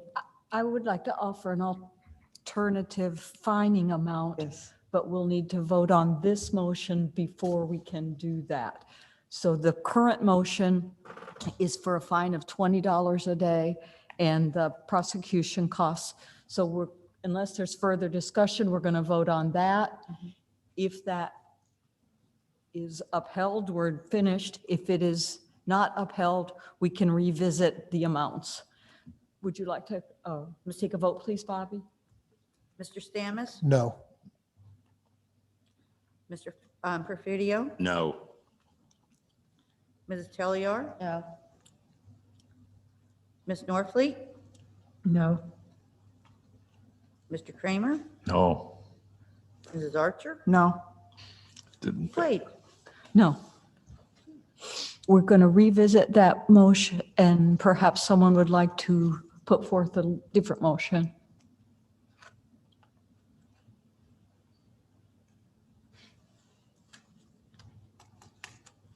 Do we have to assess them anything? You can put $1 a day if you want. $5. Julie, you seem to have an issue with the fine. Do you want to discuss it? That's what we're doing. That Yeah, was my. I was putting that the was motion my forward concern, only for the yes. discussion to go forward. That's it. It was Who's talking? Oh, Did I say something? No. Can we discuss it until we have another motion? Point of Can I make a order? motion? We need another motion. Yeah. Can I just say, make a motion to change that to $1 a day Yeah. from November 19th to December 19th? I don't know how much that is. That's been seconded. Roll call, please. What's the amount? It was $1 a day for 30 days, so Oh, that's $30. $30. Yep. Oh, good. Mr. Stamus? yes. Mr. Perfidio? Yes. Mrs. Telliar? Yes. Mrs. Norfleet? Yes. Mr. Kramer? Yes. Mrs. Archer? Yes. Ms. Wade? Yes. Prosecution costs still included then? She's going to include it. right? And we did not change the prosecution costs, so that only thing that was changed in the motion was the fine amount. For those that sometimes watch our meetings and think we're trying to be mean, we're trying to be nice. We had a resident who complied, who did everything they were asked, and we're trying to reflect that in our findings. Would the city like to summarize, please? I'll go ahead and summarize. So, Mr. Sedaris, your mother has been found in violation of Code Section 36.03 from November 19th to December 19th. A fine of $1 a day for a total of $30 has been assessed as a fine. In addition, the city has been awarded this prosecution cost of $68.16. There was also a motion to find the property owner in violation of sections 8-52, 6-1, and IPMC section 304.13. The property is now in compliance. There is no fine for that either. However, if the property goes into violation again within the next 5 years of any of those code sections that were cited today, will be considered a repeat violation and subject to higher fines and immediate fines. There will be an order entered. It'll be entered within about the next 10 days and provided to your mother at the address listed by the property appraiser's records. If you have any questions as to what has happened today, please call code enforcement staff after the meeting, and they'll be happy to answer your questions. Thank you, Mr. Sedaris. Next case, item number 10, also a repeat violator. It's item number 20-8, 0000735. The address is 1673 Sea Breeze Drive. The respondent's name is Peter Tumillo. Is anyone here for that case on Zoom, Mr. Jump? If you are here for this case, please raise your hand and you'll be allowed in to talk.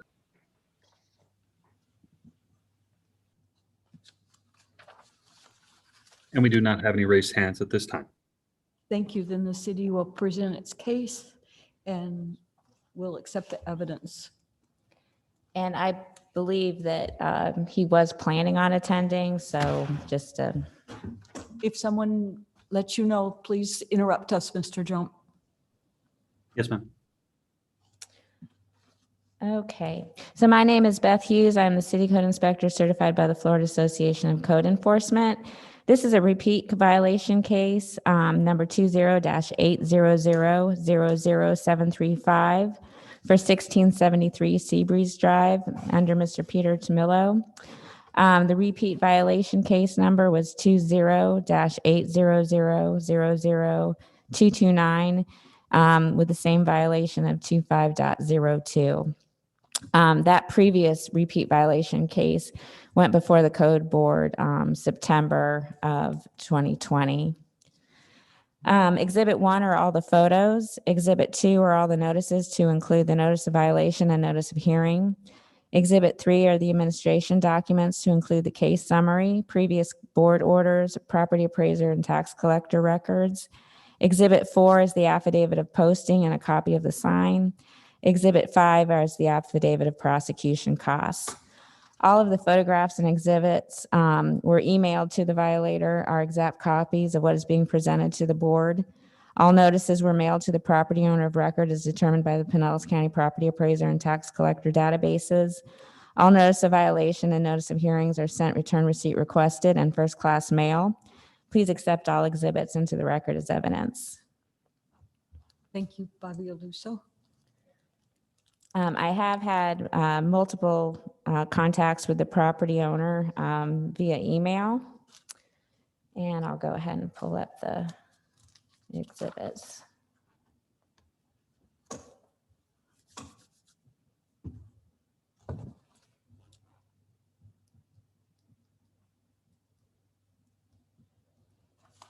Okay, so basically most of the evidence is basically in September when he went to code board, he was in compliance.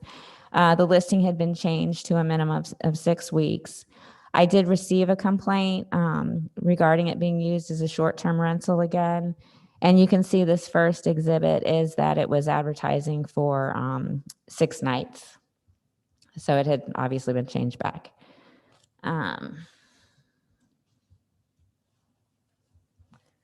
This next one was the same thing. It was allowing me to try to rent for 6 days on a different website.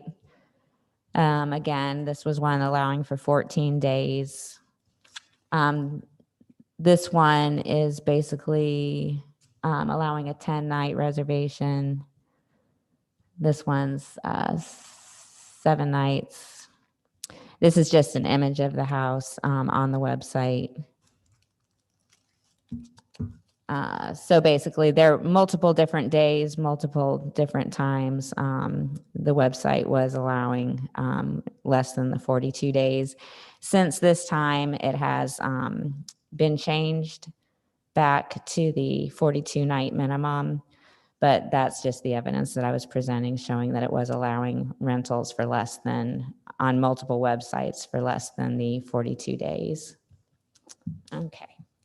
So on December 14th, 2020, the initial inspection, I confirmed short-term rental advertisement lists a minimum of 6 nights. On December 14th, 2020, the notice, repeat violation notice of hearing was mailed. And because I just happened to remember that he had a different address than what was in the record, I did mail it to that address as well. And the mail was returned unclaimed. On 1/12/21, there was another formal reinspection. I had checked multiple times to see if the property had come into compliance. But I basically put the property into compliance as of January 8th because he had expressed that it was in compliance, but he wasn't sure what date it had been changed. So I gave him the benefit of the doubt. Basically, I knew because I had actually checked personally and tried to make a short-term rental on January 7th. I knew it was not in compliance as of that time. So again, I gave him the benefit of the doubt and put it in compliance as of January 8th when I was able to verify that it had been changed back to the 42 nights. Yes. Is someone here? Yes, we have. Yes, I've been online. I don't know why you didn't recognize my hand being waved. We're recognizing you now. Please. Thank you. We'll need to swear you in. Please. Please state your name and your address. Pete Tamillo, 1673 Seabreeze Drive, Tarpon Springs, Florida, 34689. All right, raise your right hand. About to give is going to be the truth, the whole truth, and nothing but the truth? I do. All right, thank you. Hang on, sir. We're going to finish the rest of the presentation. I haven't been able to see the presentation because I was on the phone with the city of Tarpon Springs, letting them know that nobody recognized that I raised my hand. So I've missed the presentation. Can we start all over again, please? Sir, if you've had audio, that's what we've had. So there is no other presentation other than an audio presentation. I was not able to listen to the audio, sir, because I was on the phone to make sure that my hand was recognized, which it was not. Okay. You're denying me due process because something's going on with the computer here. Sir, that's up to you whether or not you want to do the repeat all over again. She's going to summarize the findings that she presented to us.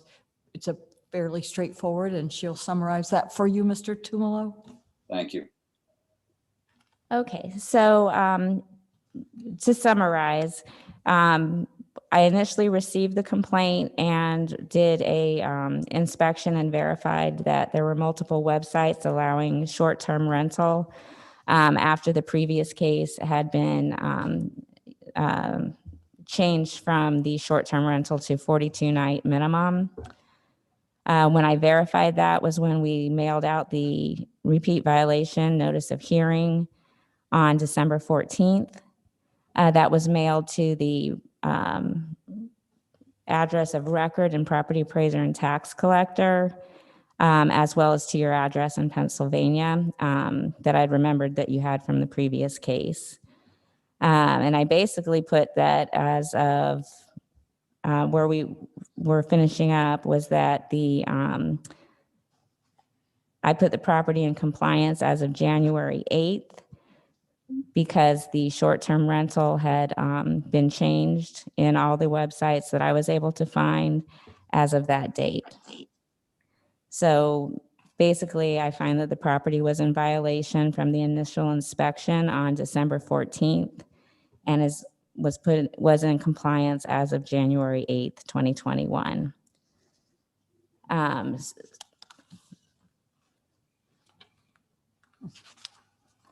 Thank you. That was in violation of code 25.02, and that concludes my presentation.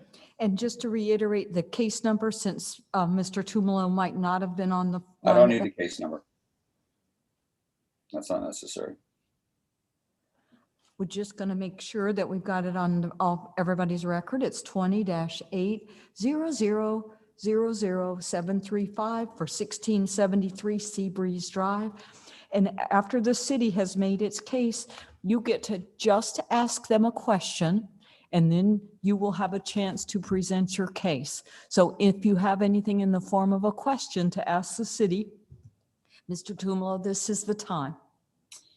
Yes. Do you know what day I received your notification? You say you sent it out on the 14th. I do not know what date you received it. Okay. And do you know what the complaint was? I believe it was that somebody saw an out-of-state car in my driveway, and that was enough to initiate a complaint. Is that correct? I did receive an email from the complainant that there were cars from out of state in the driveway. And due to the fact that it was the same complainant with the same complaint from the previous case, I made the assumption that it was for a short-term rental. Okay. I don't have any further questions right now, but I would All like to right. present when we're done. Can you repeat the last answer? What was the last answer? I'm sorry. I'm sorry. I didn't hear the last part. I'm sorry. What was your answer to the last portion? That I received an email that there were cars from out of state in the driveway. I got you. Sorry. But then you validated it through the site. Can't hear you? Okay, but you did validate, you went to the site and validated that there were Yes, opportunities for short-term rental. that's So correct. It was a, The cars, it was, you had Right. validated as yes, well. ma'am, there was a minimum of 6 nights. Thank you. Now, Mr. Tumlo, you can present your case. Yes. Okay, so you sent notification out on the 14th. I did not receive notification until January 4th. I was completely unaware. You mentioned that you had made phone calls to other people that have had violations. It's, I've been sitting through this for an hour and a half. I'm the only one on Seabreeze Drive to actually show up because I am concerned and I want to do the right thing. But I didn't receive any phone call. When I received what I received in the mail on the 4th, I contacted you on the 5th. And the issue of online was resolved pretty much immediately within a couple of days. The problem being that you're pulling up Airbnb, VBRO. These are companies that I have no contract with. I don't have a contract with any of them. I have a contract with a company called Evolve. They're the only ones I deal with. Okay, if VBRO, Airbnb, Expedia, I think was one of the ones that you brought up. I can't control what any of these people do. I can only control what the company that I have a contract with does. Okay, and to be fair, they did. They changed it. They changed it unbeknownst to me, and I had them change it back immediately. Okay, as far as the out-of-state cars go, my brother and his family were in my home. I have a right to allow my family to use my home. The fact that Mrs. Johnson, in her ignorance, and I don't use that term lightly, has the audacity to make an assumption that I'm renting the home, okay, is outlandish. Somebody could have easily just knocked on that door, asked who it was, found out it was Mark Tamillo, his wife, Chris, and their 3 daughters, and we wouldn't even be having this issue. And you could have easily given me a phone call and said, hey, Pete, there's an issue online. You didn't even check Evolve as far as I know. And if I'm mistaken, I apologize. But if it's not on the Evolve site, I can't control it. If it is on Evolve, I can control it and I can change it. And I did my part to do this. Okay. The other issue I have with the way this complaint was handled is there are 5 homes that are rentals. Okay. Only dealing with your property at this time, sir. Okay. Then if we're only dealing with my property, the woman that has turned me in, okay, only selects my property when there's 5 homes. And you only pay attention to her when it's my home. We're And not then going to. nobody calls me and says, hey, Pete, there may be an issue. So instead, you file a violation, you waste everybody's time when it would have been easy as a phone call because I'm accessible. I'm just not in Florida. I can't be in Florida right now. I'd love to be in Florida. I don't want to be up north. Okay, but you're saying I'm in violation when I'm not in violation. There was an issue with the website. I will give you that. That issue's been resolved. My home was not for short-term rental, and you can go on any of the websites that you mentioned and check the calendar, and the only thing you'll see is owner occupancy. You won't see anything else. The home's not been rented, and that was part of the problem with Evolve, that since we made this change, nobody's rented the house.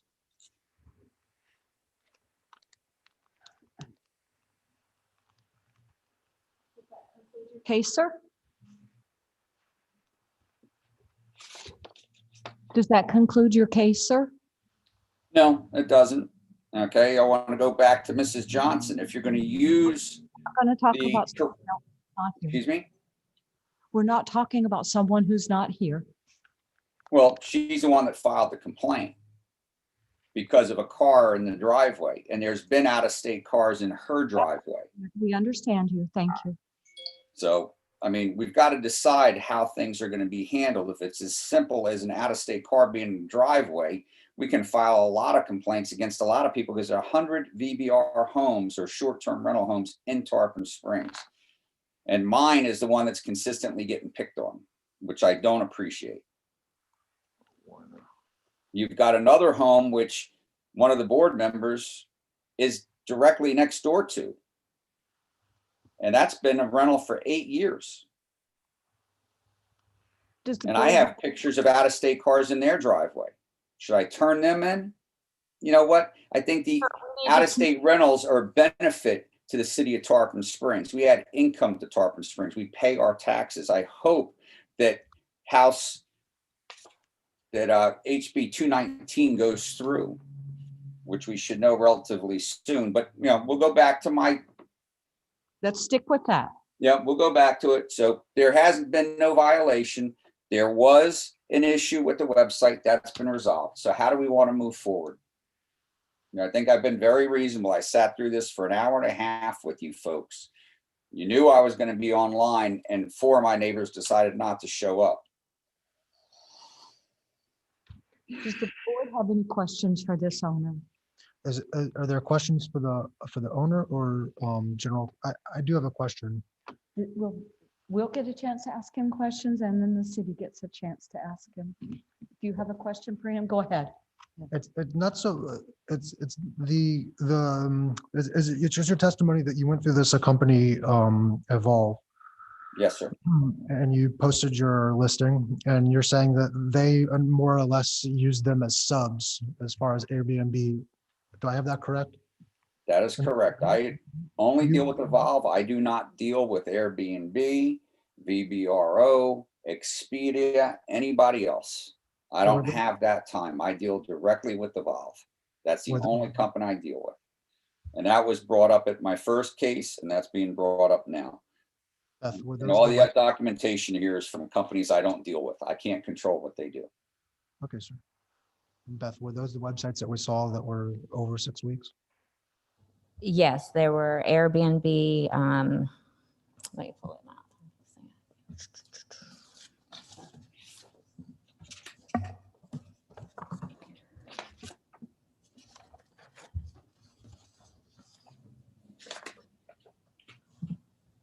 So Airbnb was one. And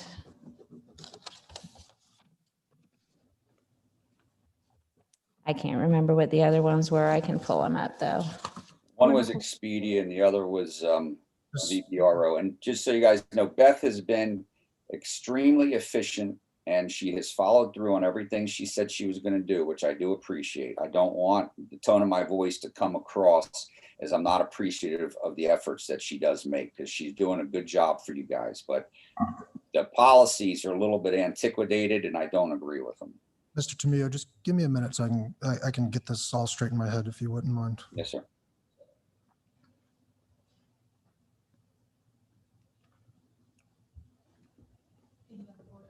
For him, do you have questions, Beth, of the respondent?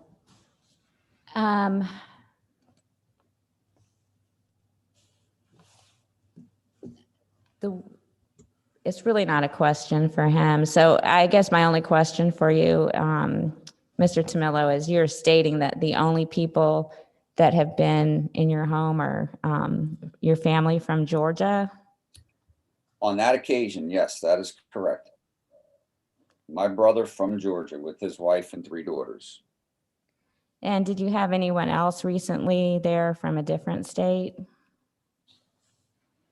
Not that I know of. And the reason that I'm asking that is there were also 2 cars from Missouri in the driveway on the 31st was the reason I was asking that question. Okay, well, I let neighbors use the driveway when I'm not there, so I don't know whose cars they could have been. I mean, they could have been anybody's cars. My neighbors across the street use it. The neighbors next door use it. I just got a phone call from my neighbor 2 doors away the other day if she could put a car in the driveway. I mean, there should not be any law against putting cars in the driveway. That's amazing to me, but. So I'll have more clarification I'd like to make later, but I don't have any more questions for Mr. Tomillo right now. Would you like to summarize for us? Yes, so honestly, as far as the administrative problem with saying that the short-term rental was changed without his knowledge, unfortunately, a property owner is responsible for their property. It's just like, in my opinion, if someone gets dumped, couches or trash or debris on their vacant lot, it's unfortunate, but they're still the property owner and they're responsible for their property. Being that the advertisement was ultimately changed, whether it was by his company Evolve or the other companies, it's the property owner's responsibility to make sure that their property is in compliance, and advertising for less than the 6 weeks is not in compliance. The other issue, honestly, and I did double check this with planning and zoning, is guests are allowed. So family, obviously you can have family come visit you, but they're not supposed to visit unless you actually are there. The code specifically, the definition under family, visits by guests while the owner is occupying the unit shall not be presumed to be transient. If they're occupying the unit while they're not there, then that's considered a transient use, which is also against that code 25.02. So that's the only clarification I have. And that's in writing somewhere, so he should be aware of that? It's in the code. That's under the definition of family. And being that it's zone single family, and again, I double checked with planning and zoning to make sure that I was interpreting that correctly. Would everyone know that? I'm not going to say that they would. It is in the code. Having the 2 cars from Missouri, is it possible that he's allowing his neighbors to park there? But I think we're getting distracted by what could be, what couldn't be. I understand that. The only thing I really know is that the advertisement for less than 42 weeks occurred from the time period of 19 days. December 14th to January 8th. 8. That's 25 days, isn't it? It's 25 days. Yeah. Yeah. And I don't understand that there's an I outstanding. thought it was from December 14th to Through the end of that year. January That would be 8th. 11 days, and then 8 days into January. 25 days. So 8 and 11 is 19. Oh, how many Including till days? Christmas. I'd have to get a calendar and look. But it was from the date it was discovered was December 14th to in compliance as of January 8th. 25 days. 25 days. Yeah. Okay.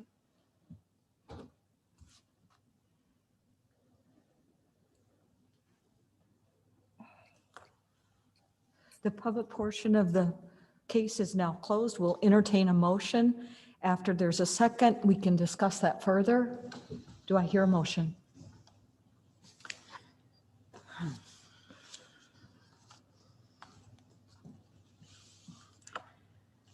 I have another question. I just want to make sure that the 2502 is, That's where the property is zoned. So it is.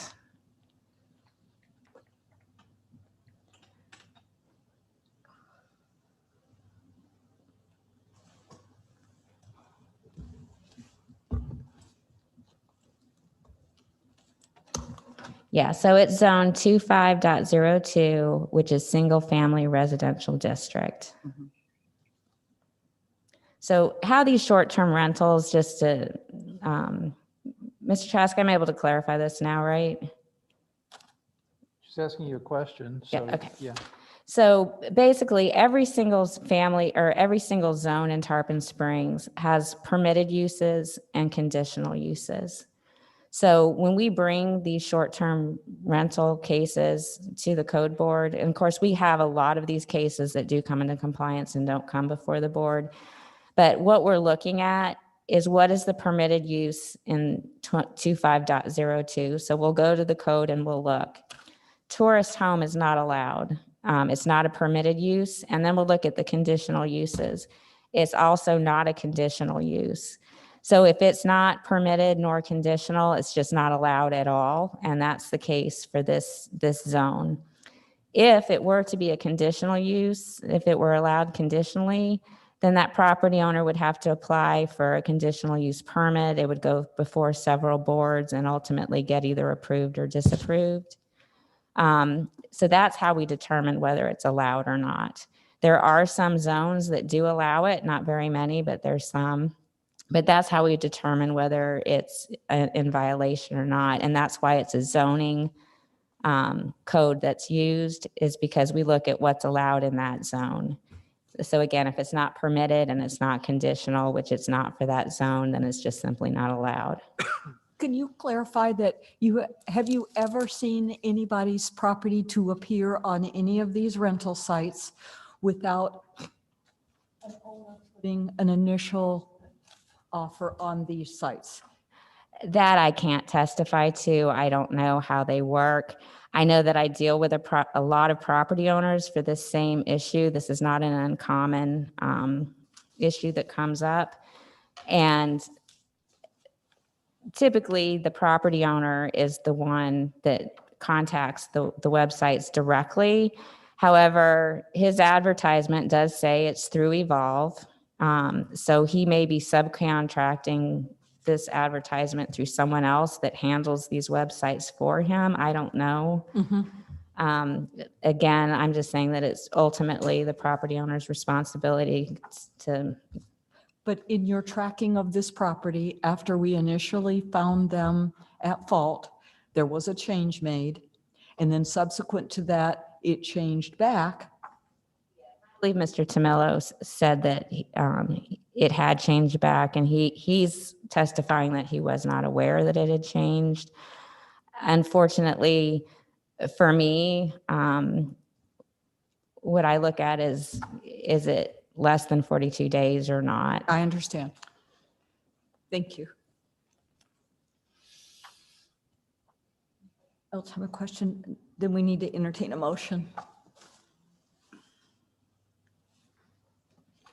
Will be motion for repeat violation with fine in compliance. So I want to ask one question. There's still an outstanding fine from the last. Yeah, was that ever paid? Was there a fine established the last time? Thank you. Yes. So the not previous, paid. the fine for the previous code case was $50 a day. And I it's- believe, let me double check that. It shows that it totaled 166. Let me see if that was the prosecution cost or if it was in compliance prior to that.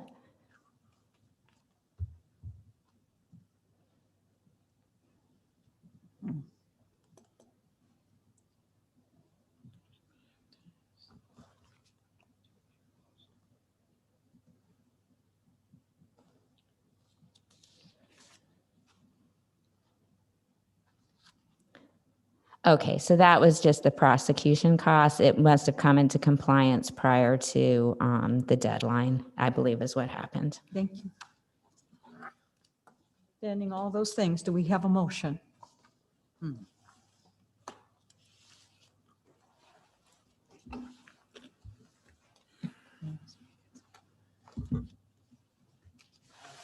I have a more of a question. Sorry to keep this going, but it is a question. I'm having a little trouble advertising. Someone advertises a home on Airbnb. That's enough to that's enough evidence to state that that's a short-term rental. It's not that someone, we confirm that someone actually did book it. But as long as one of these sites even puts it up as an advertisement, that's the evidence that we use. We have been using that if you are actively advertising for less than the 6 weeks, that your intent is to allow it, and that the advertisement itself is a violation of the ordinance. I got you. What was the month that we had established this before? September? September? This is just September. So it's possible that other companies could have been under the impression that they could advertise even though I it think was- that's not we don't get to vote on that part. has to do with whether or not I offer a motion, so I'll just back out.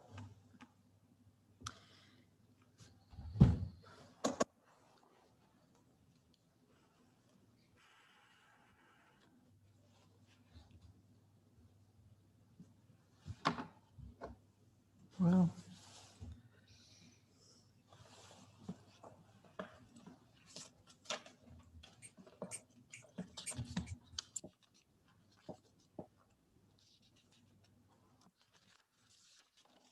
You can make your fine reflect your indecision. Yeah, I think it comes down to the testimony from the. Excuse me, sir, I'm sorry that you don't get to. No, that's, Oh, that's your That's me. fine. Yeah. I think the indecision, if I can be clear, just comes from the testimony That's given. that's given that he went through this Evolve website and then it got subbed out. So it's kind of out of, the person is in control of their own home. I understand. But then again, if someone does just go out and do that, it kind of feels a little rocky. So if I can be clear, that's the indecision, right?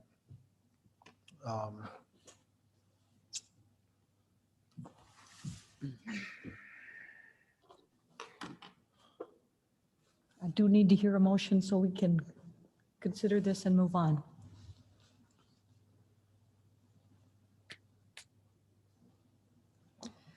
this same, I keep asking questions, but the one that he was not paid, was that the same violation? Yes, that's the only reason why it's a repeat violation, is it's for the same violation, same owner within 5 years. It's $50. I'll just go for $25.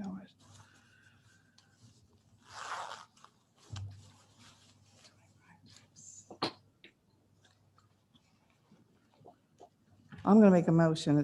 Thank you. And then vote it down if you're not happy with it.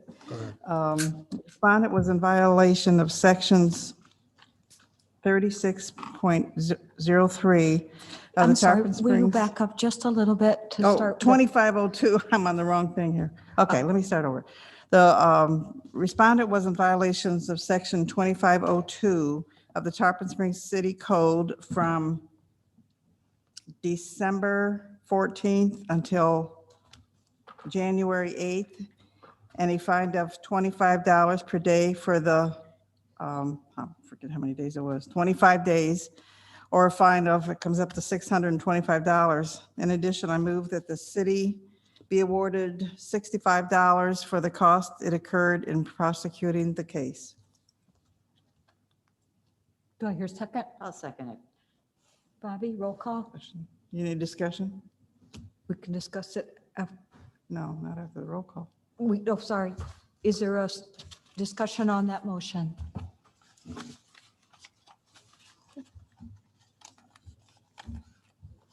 Nope. Yeah, I don't believe the fine should be that much. I think I'd be more comfortable with removing the fine, in fact, because I do believe his testimony. I do believe that it was out of his control. So reducing the fines down to zero, I would pass it. I'm not- He hasn't paid the last My one. opinion. I also was not aware of anything until the 4th of January. I understand, sir. Thank you. I appreciate it. That doesn't count, I'm sorry. Do you wish to amend your motion or leave it as it is and we'll vote? And I think there ought to be something because the first one was never paid. And that I was was 50. never received an invoice. This is the first I'm hearing that anything was due. I would gladly pay that first one, but I did not know that there was a fine assessed. I never received any paperwork to pay anything. I pay all my other bills. I don't know why I would not have paid that. I'm sorry, we're going to have to mute you if you continue to talk when it's not your time. So we have a motion in a second. We have a motion on the floor, To vote on that motion. and we need to vote on that motion. If you're not comfortable with that, Simply just. we can revise that motion. Go ahead, Bobby, roll Yeah, call. we can revise the motion, that's fine. If it doesn't pass. Excuse me, we can put a second one. All right. Mr. Stamus, No, Mr. Porfirio, Yes. Yes. Ms. Norfleet, No. Mr. Kramer, Yes. Mrs. Archer, Yes. Mrs. Wade, Yes. 6-2. It passes 5-2. 5-2. We Apparently only have can't 7 get- members. 1, 2, 3, 4. Would you like to summarize for I'm him, sorry, sir. please? Yes, I'd be happy to.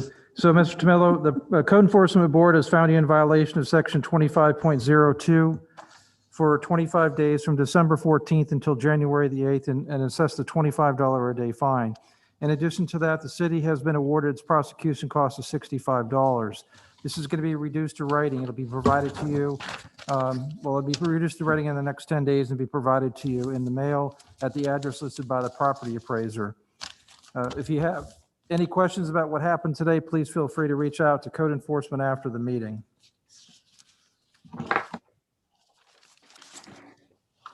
We're going to take a 5-minute recess and we'll resume after that.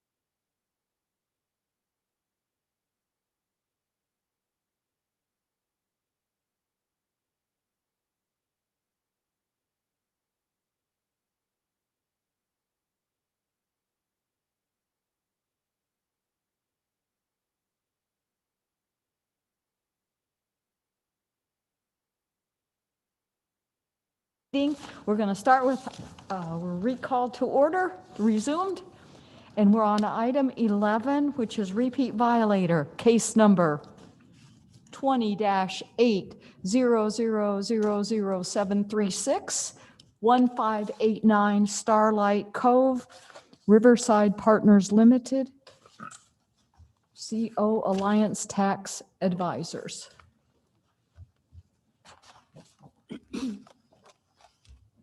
Would you like to present the case, please? Oh, is there anyone here for that case? I'm sorry. If you are here for this case, please raise your hand and you'll be allowed in to talk. And we do have a raised hand at this time. Thank you. Please state your name and address, and then we'll swear you in.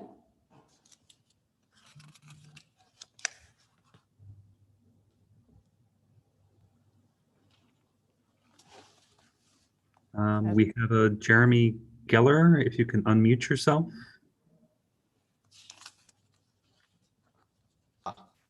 Sorry about that.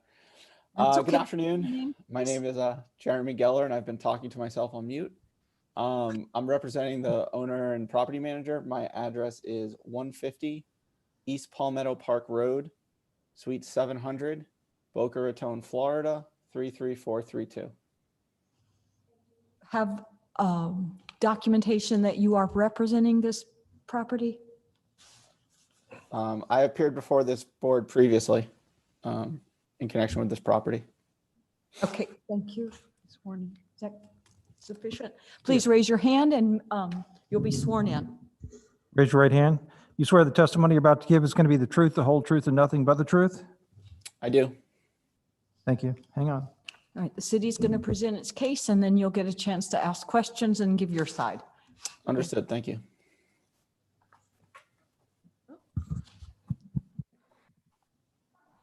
My name is Beth Hughes. I'm the City Code Inspector certified by the Florida Association of Code Enforcement. This is for case 20-8000736, 1589 Starlight Cove.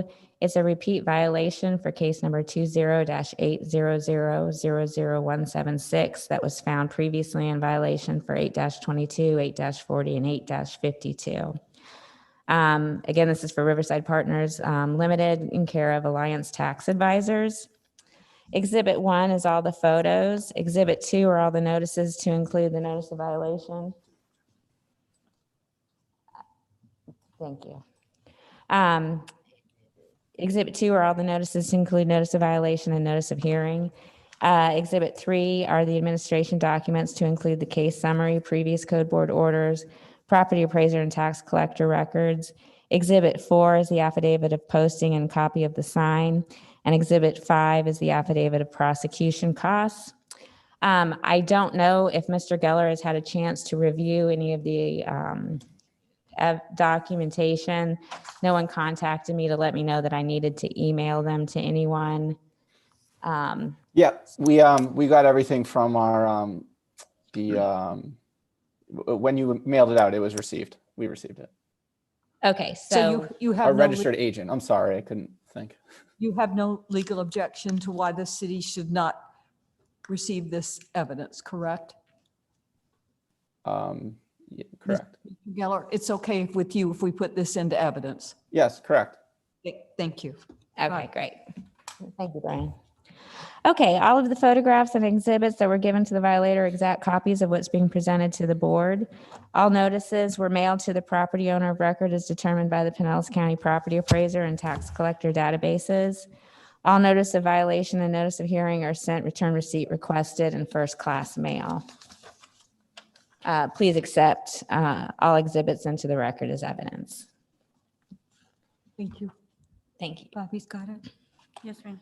Okay, so we have had contact with the owner, or excuse me, I should say the property manager mostly.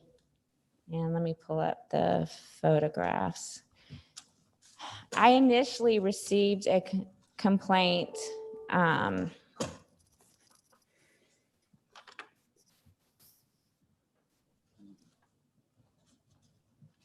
Sorry, hang on one more second here.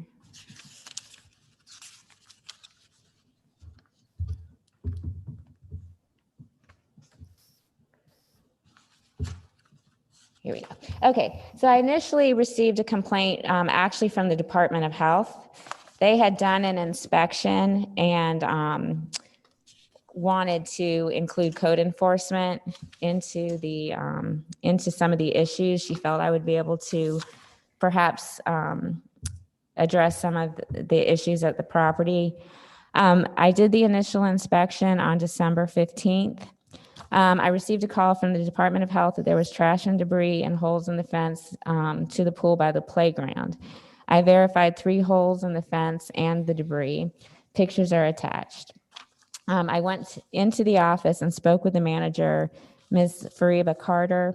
She was aware of the issues and stated that they would be repaired by tomorrow, and she would call when ready for reinspection. I explained the trash and debris was a repeat violation and the fine started as of that day, and the fence was a safety issue and needed to be corrected as soon as possible. Ms. Carter stated that they repair things daily and vandalism occurs every night. She's so basically, she wanted to let us know that she continually has issues with vandalism, which makes it difficult for them to stay in compliance. So the trash violation had been a repeat violation, so that began that day. And just to show a few pictures here, you can see where there's a large hole, there's several missing pickets. That was right by the playground, and I think that's what ultimately prompted the Department of Health to contact me. This is the trash and debris by by the compactor. And then this is just more pictures of the large areas in the fence where kids could crawl through. Here's another section where it was missing. And because they do have a large amount of trash and debris, they have added a dumpster in the back by the pool. And as you can see from the picture, there were multiple items. The dumpster was full, and there was a lot of additional items around it. Okay, so on December 15th, the notice of violation for the pool enclosure issue, the fence around the barrier around the pool, was mailed, and the repeat violation for the trash and debris was mailed. And the green card was returned by the registered agent. On December 17th, I did do a reinspection. The pool enclosure had not been repaired satisfactorily. There was some repairs, but there were still sections that were not within the requirements of a pool barrier. The dumpster by the pool is full, and most of the debris around it was removed, but there were still a few other items. Now, on this, the manager told me that the dumpster was going to be emptied that day. Those few items that had appeared did look to be new from the night before. So they had cleaned up what had been there previously. Okay, so on 12/17/20, I did send an amended notice of violation. And the reason I did that was I added a different code. The initial code I cited for the fence barrier was for swimming pool enclosures. I did find that this is really more considered under a public swimming pool, and that those barrier requirements, although are the same, being that it was a public swimming pool, that's the reason I sent the amended notice of violation and added that Florida building code. So that's why the amended notice of violation went out. On 12/18, I conducted a reinspection. The dumpster by the pool was emptied and the debris beside the dumpster was removed. On 12/21/20, I conducted a reinspection. There were two places where the pickets were missing, and that's when I noticed that the gap between the ground and the bottom of the fence was also more than the 4 inches required. So in other words, the fence barrier from the ground to the bottom of the fence can't be more than 4 inches, just like the gap between the pickets. And there were spots where it was much more than that. Let's see here. On 12/23, I went back out. The boards were installed to block the 11-inch gap under the fence, but there were still 2 locations where the pickets were not connected. One of the maintenance managers happened to see me and join me for the inspection. He said he would repair them that day before he left. On December 28th, there was another reinspection. Most of the pickets had been repaired, but being this wasn't a repeat violation, I did want to still do the last reinspection the day before code board just to make sure, because there had been so many inspections where it wasn't in compliance, to make sure that it was in compliance as of that date. On December 31st, the sign was posted and the affidavit of posting was signed. And then yesterday I did a final inspection. Part of the fence had a new barrier between the ground and the bottom, and I'll show you those pictures. And I still found a picket that was broken. I basically have talked to the property manager, and the lady from the Department of Health has also told them the same thing, that this fence we feel is just not adequate. It's a safety issue, and that it's surrounding a pool. If it can be vandalized so easily that you literally can just pull the pickets out, it's just not appropriate. And that they need to look at putting in a fence that's more secure and not as easily damaged. And that's my opinion. I can't make them do that. So I still did not put the property in compliance for that yet. And just to, I just want to make it clear right now that the repeat violation for the trash and debris, the property was in violation from December 15th. And I did put it into compliance as of December 16th, so it was only for 1 day. So let me go back to the pictures. So I did multiple inspections of the fence barrier. And what you can see, like even on this picture, I don't know if you can tell, but you see where the hole is in the middle? Mm-hmm. And then there's a picket to the left and another picket to the left. You can see where it's been bent. Mm-hmm. I mean, this material is very flimsy, it's very easily bent. And I believe that part of the problem with all this vandalism is that it's just so easily damaged. Many of these metal pickets, they replace with the same size wood, painted white. These are just pictures of debris, but there's no more debris. This is a picture showing how there's large gaps from the ground to the bottom. Those since have been repaired. You can see on this one where the picket has just been pushed out. And I'm not pulling on these pickets when I go look, but they just seems like they're often either out, broken, or in disrepair. The other thing I found was that there were multiple places where the fence would tie into a post. Like this picture, for example, they have made changes here where from the visual picture, I know it's hard to see, but the amount of space from the last picket to the pole was more than the 4 inches like was required between them. And they have made adjustments to that. Here's another time with another broken picket. Now, this is what they did to remedy the distance between the ground to the bottom of the gate. So they did put the lattice in there, and it does appear to be buried fairly well, so a child can't crawl underneath anymore. Okay. So again, it's my opinion that until they actually replace the fence with something more sturdy, this is going to be a continued problem for them. And if you do find it in violation today, they will probably be a repeat violator very shortly thereafter. Being that it is a safety issue, I know my supervisor is going to want me to check on it on a regular basis. So basically, my request is that they're found in violation of City Code 6-1, which adopts the Florida Building Code and International Property Maintenance Code.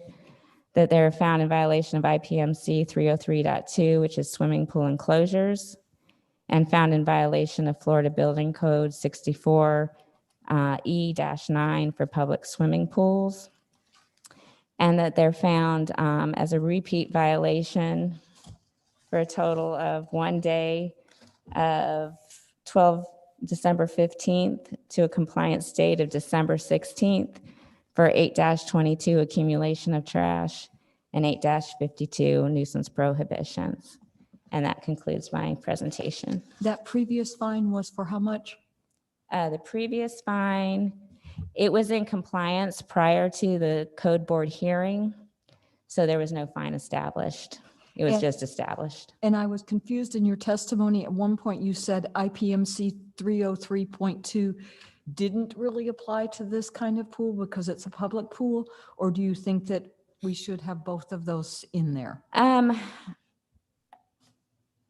Let me look at my notice real quick. Brian, do you have the file?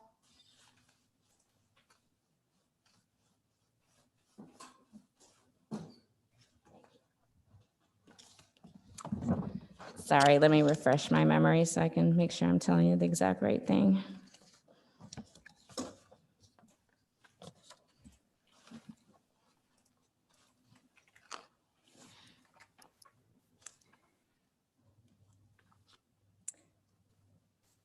Okay, so yes, so the original violation detail I had was for swimming pool enclosure. So I do want to keep that. However, when I determined that this is officially a public pool, I added that violation or that code to it because that code is specific to barriers around pool equipment and other specific public pool violations. And so I just wanted to add that to it. So yes, I would like to keep them both. Thank you. Mr. Geller, at this point, you were able to ask questions of the city, and then after that, you can present your case. Okay, were we allowed to ask questions? Sorry, what was that? Is there another question? We don't ask our questions and quite yet, but Mr. Geller gets to do his. Okay, so I guess on the first one, Ms. Hughes, if you could explain, how this qualifies as a public pool. I'm unfamiliar with that code section and I didn't see it attached to the violation. So maybe you could give us some background on how this is a public pool or how it qualifies.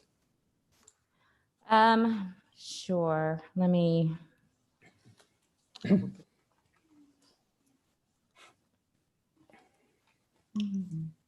me just 1 second, please. I'm gonna go ahead. Oh, I gotta stop sharing my screen.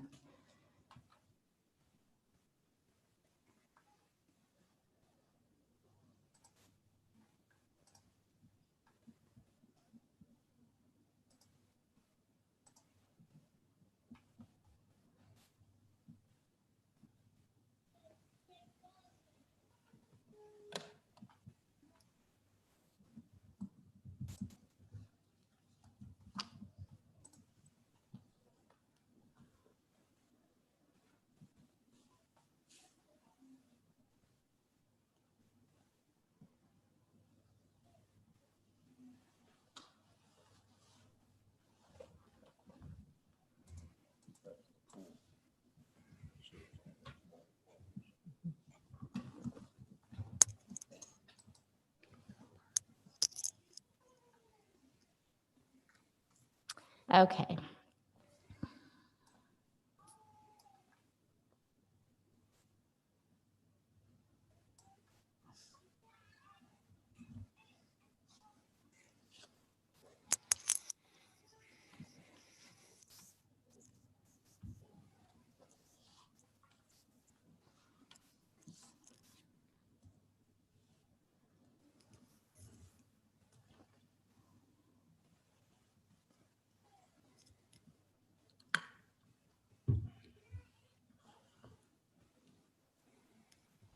And I apologize to the board. If somebody else had a question, I didn't see you signaling me, but we'll get to you. You had a question. Of course, now I can't find the definition of public pool for Florida. Give me just a second. Is the pool on anybody's personal property? No, it's a community pool for the residents of our apartment complex. Riverside Apartments. That would be a semi-public pool. Pardon me? Wouldn't it be a semi-public pool then? Honestly, I thought it was a private pool, and when I found the definition, which I can't find now, here we go. A public pool or spa defined as one that is open to the public generally, whether for a fee or free of charge, one open to members of an organization and their guests, one at a multi-unit apartment building, apartment complex, which is what this is, residential real estate, development or other multifamily residential area. And that's why I added the public pool. So I never took away the private one too, but I added the public one as well because of that definition that I found. Understood, Mr. Geller? Okay, so shouldn't we only be in violation of one then, not both? I guess that would be one question. Do you want me to ask all my questions, or how do you want me to proceed? According to the rules, at this point, you were able to ask her questions based on her testimony. Got it. We'll get to give you testimony. Got it. So the pool, I guess we're still in violation as of today. Is that what you were saying? The pool enclosure, I never actually cited the issues that the Department of Health closed the pool for. They were dealing with that. The only thing that I was cited for was for the enclosure. Both of those, both the Florida Building Code 64E9 and the IPMC 303.2 include the enclosure as part of that ordinance. Okay, I've been advised that we were in compliance, that we had done everything we were supposed to do. So I thought I heard you say we're still in violation. So I was just trying to get clarity there. The barrier as of yesterday still had a broken picket. Got it. Okay, I want to make sure that gets addressed. So I want to know. So thank you. Okay, the next question I had was just back to the trash violations. What time of day were the photos taken? When was that observed? I can pull up the pictures, and I believe I'm not sure if they're time stamped or if they're date stamped, but my inspection. I saw a date on there. I don't know if I saw a time. Yeah, it's got the date. It would have been during the day. So I'm not sure if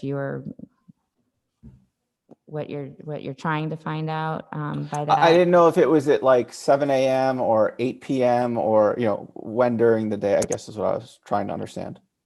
If I remember correctly, it was more like either late morning, early afternoon, anywhere between maybe 10 and 2. Okay, thank you.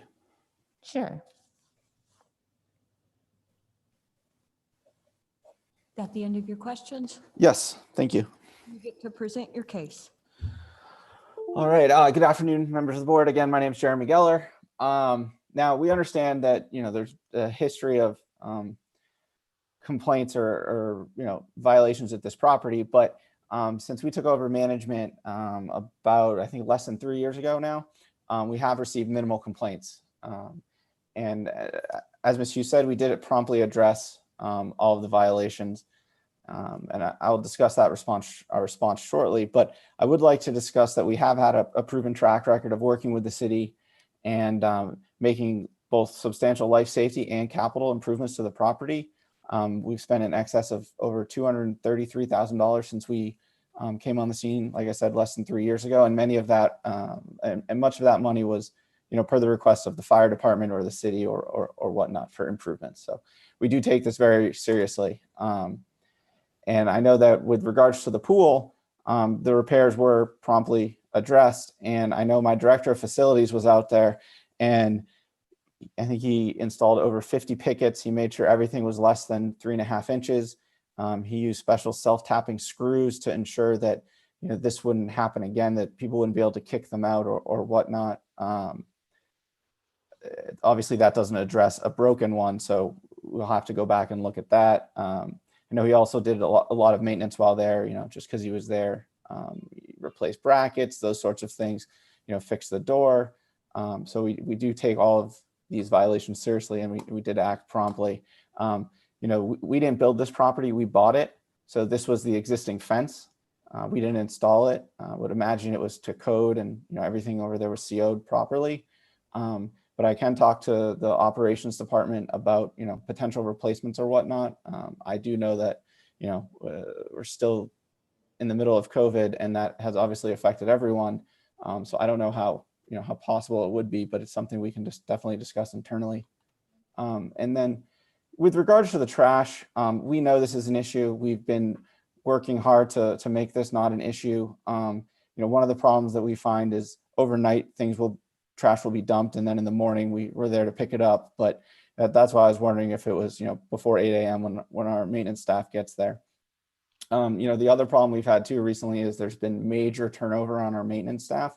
We don't have a maintenance director. We're currently using temps and employees from sister properties we have in the area.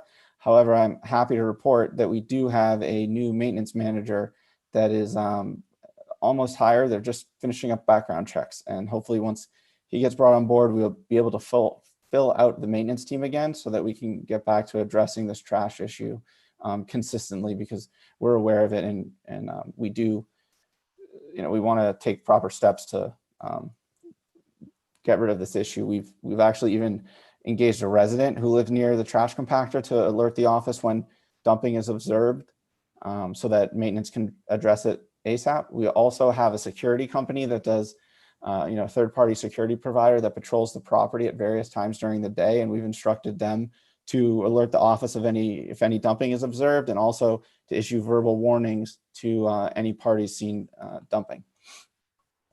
And then in addition, we have sent out notices again to remind people that they can't dump trash as well.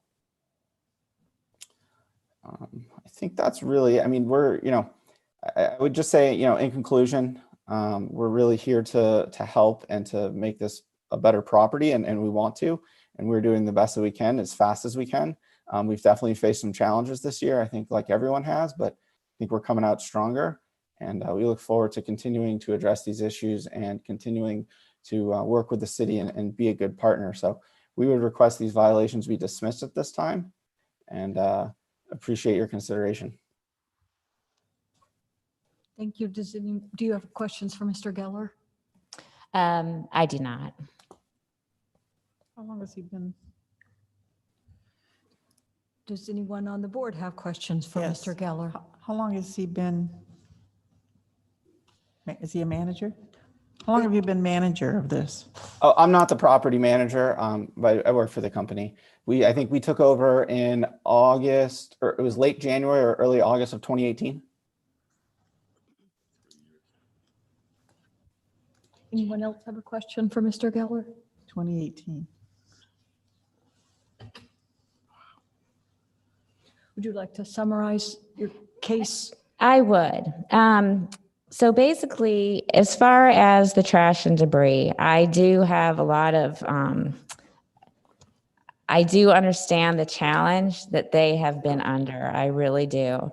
And the reason, honestly, that I put it in out of compliance for only one day, even though it technically was not, is because I am aware of the issues they're having. The new debris that I saw, I could tell was new. It wasn't that they had not cleaned up the original. If I wanted to be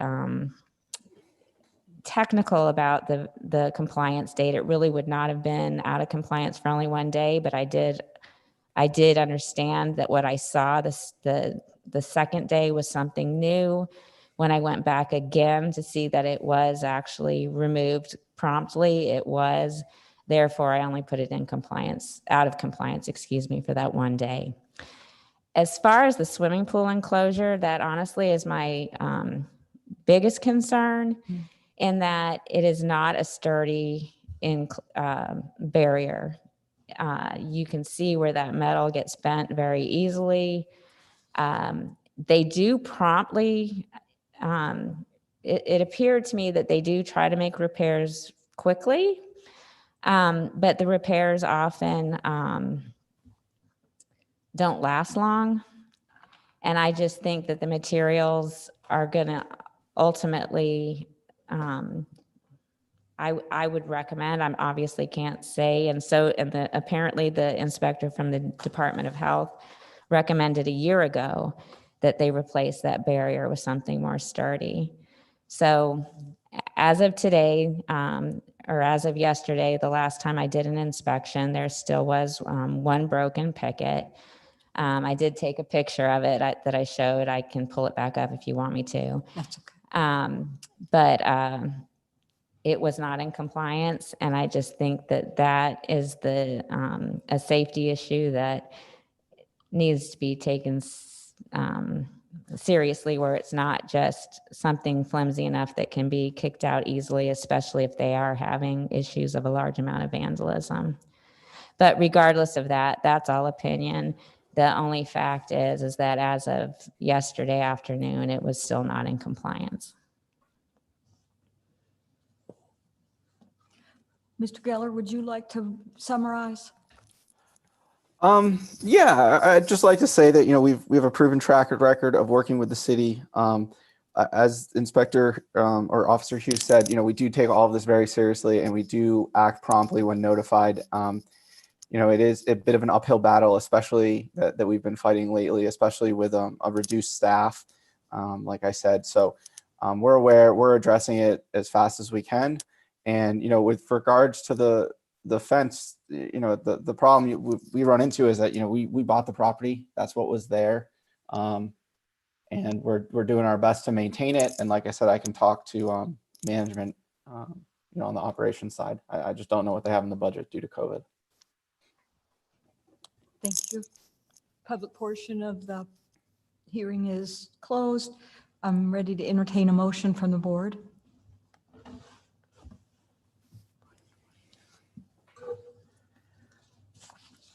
I move based on testimony, evidence, and we're doing the first part, right? Okay. I move based on the testimony, evidence, and facts presented in law that the time of the alleged violations, sections, City Code 6-1, IPMC 303.2, and FBC 64E-9 of the Code or Ordinance of the City of Tarpon Springs was in force and effect. The respondent was Wait, in violation I'm sorry, there. are you doing the repeat or the original? The original. Okay. Sorry. Sorry. Need a second. Second. Any discussion? Second.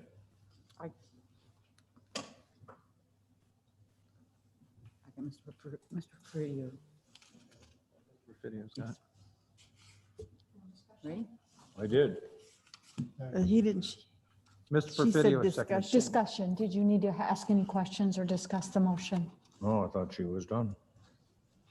Oh, this, yes, I've read it.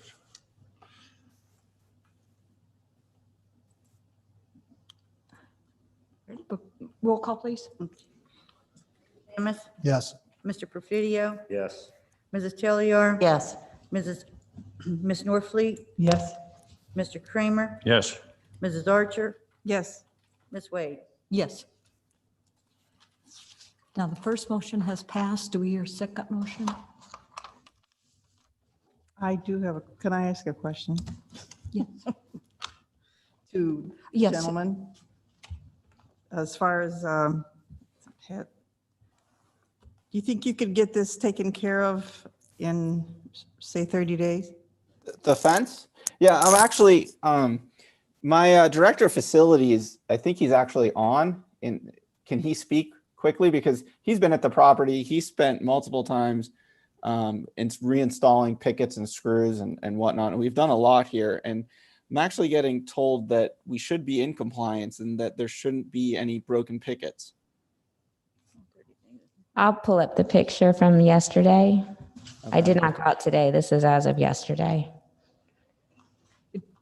It doesn't really matter. That motion has passed. We are on to our second motion, which is in regard to how long it would take to But she said they could probably get it It's a done. matter of, keep that, and bearing in mind that it's been suggested to the city that that entire fence needs to be sturdier. But if you have somebody on site that's fixing stuff every day, are you comfortable with making sure that it can be in compliance daily? I mean, without speaking with the staff, I don't know if I could really agree to that, but I mean, that has been our track record that, if there's something, we're told of it, we fix it. And as soon as we see it, they're out there trying to get it fixed. Craig, who is my director of facilities management, did say he could meet Officer Hughes there on Monday to do a reinspection. Would that work? Sure. I'd just call the office and we can schedule an appointment. Okay, but go You ahead. done? I move that the respondent shall have until February 10th to bring the property into compliance with code sections, City Code 6-1, 303.2, and 64E-9, or suffer a fine of $50 per day for each day thereafter the respondent remain in violation of said code section. Second.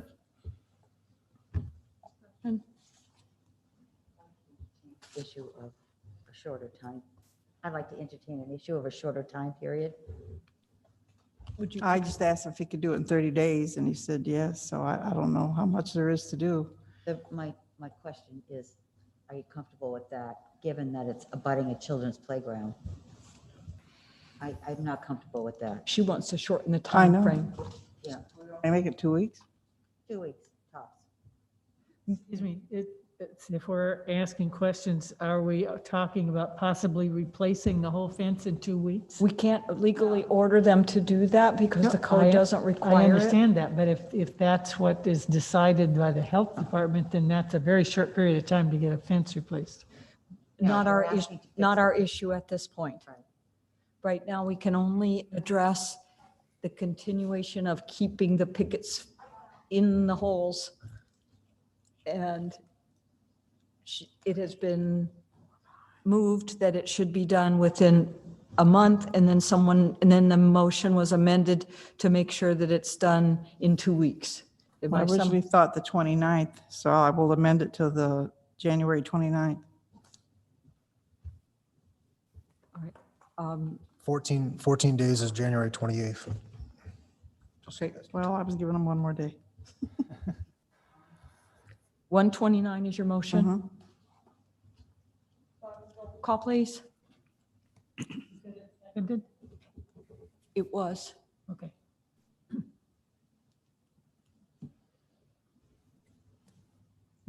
You seconded it when you revised it. Yeah. Yes, Ms. Talliard did. Mr. Stamus, Yes. Mr. Perfidio, Yes. Mrs. Telliar, Yes, Ms. Norfleet, Yes. Mr. Kramer, Yes. Mrs. Archer, Yes. Ms. Wade. Yes. And now we'll go to the second section on the repeat violators, and we'll have it all summarized after we've done that. So we're on 82, 8-22 and 8-52, which according to testimony was in violation for 1 day. And was there a previous fine? It was only established, no previous fines. Okay. Would anyone like to make a motion? that based on the testimony, evidence, and facts presented and the law, that the respondent was in violation of Section City Code 8-22 and City Code 8-52 of the Tarpon Springs Code from 12:15 to 12:16, and a fine of $50 per day for a total of $50. In addition, I move that the city be awarded $86 in prosecution costs. Second.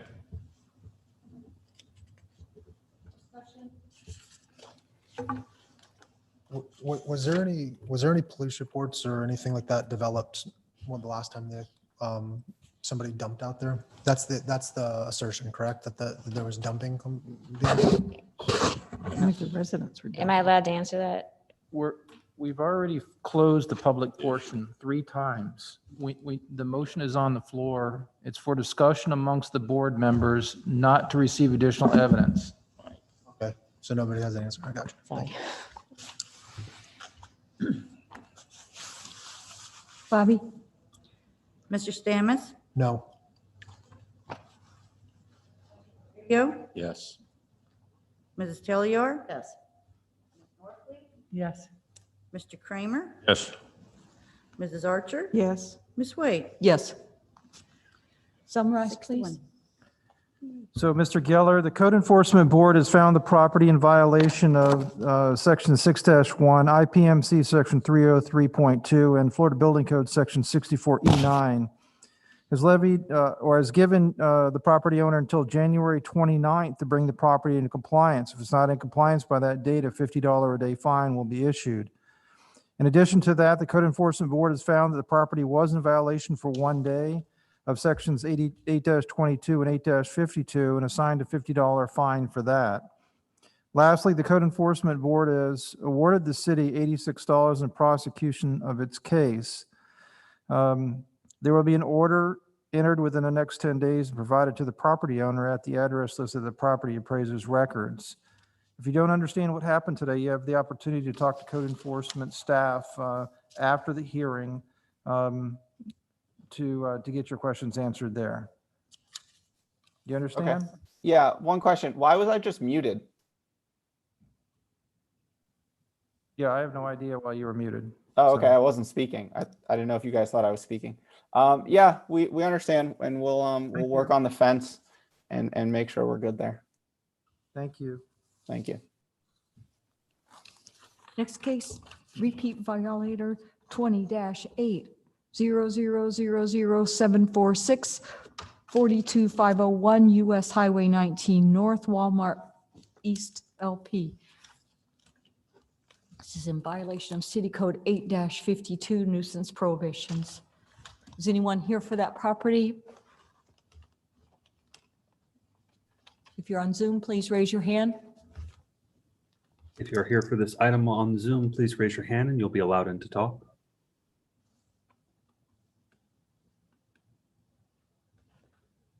And we do not have any raised hands at this time. Thank you. The city will proceed then.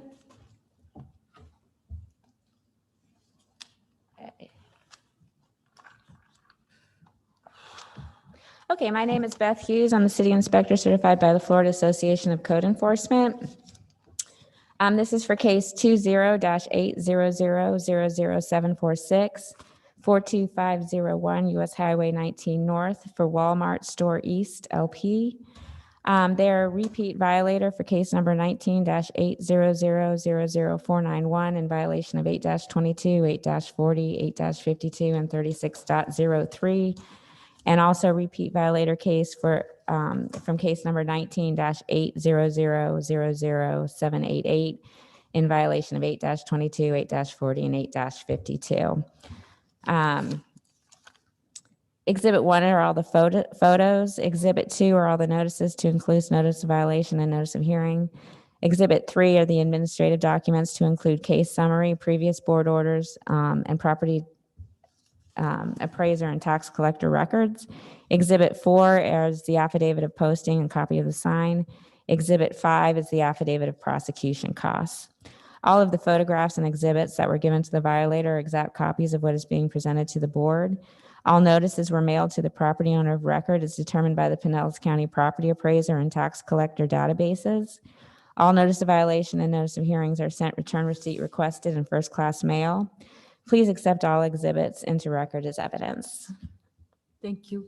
Bobby will do that. Okay, so we have had contact with, I believe, the property manager. We did receive an email that they would schedule a cleanup, but I have not heard back yet from them. So actually, it prompted me to email them back and ask for an update to see if it was ready for reinspection, but I have yet to hear anything from them. On 12/17/20 was the initial inspection. While verifying a complaint for trash accumulation and 2 shopping carts on the dirt parts of the Pinellas Trail, which is adjacent to this property, I actually discovered A body covered by a blanket lying in the woods, which prompted me to notify my supervisor, and they dispatched several police officers. Fortunately, the body was sleeping when they, and Officer Gasson, Sergeant Mathis, and Officer Hollingsworth basically told that trespasser to leave, and they searched the immediate area for additional homeless people trespassing and discovered the homeless camp had resumed at that property yet again. No people were found, but there was a large amount of debris, and basically these are the pictures.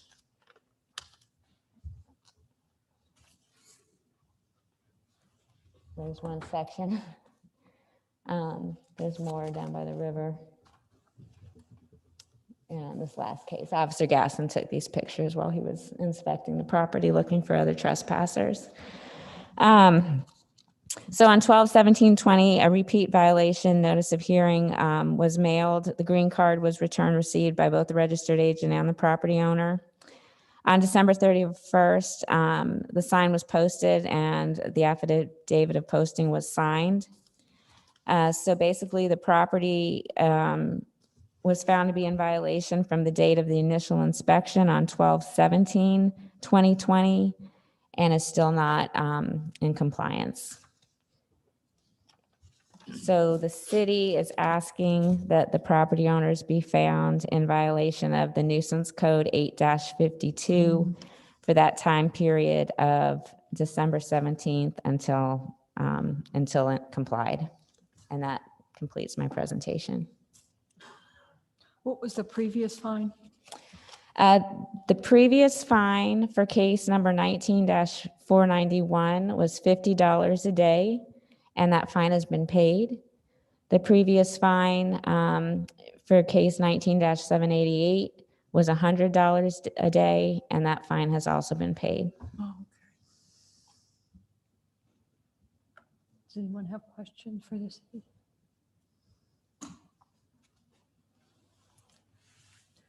Would anyone like to make a motion?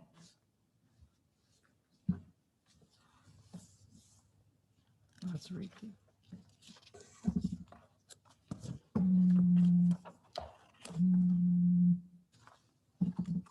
So they're not in compliance, correct?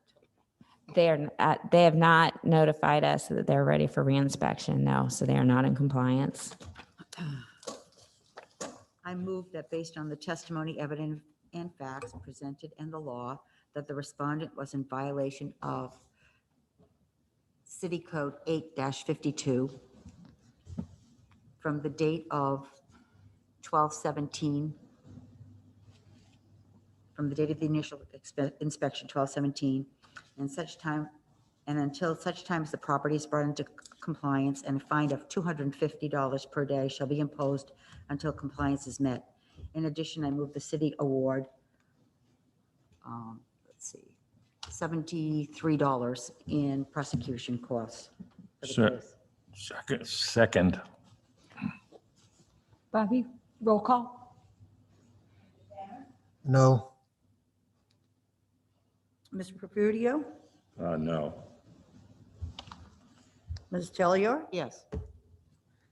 Ms. Norfleet, Yes. Mr. Kramer, Yes. Mrs. Archer. I'm sorry. Yes. Thank you.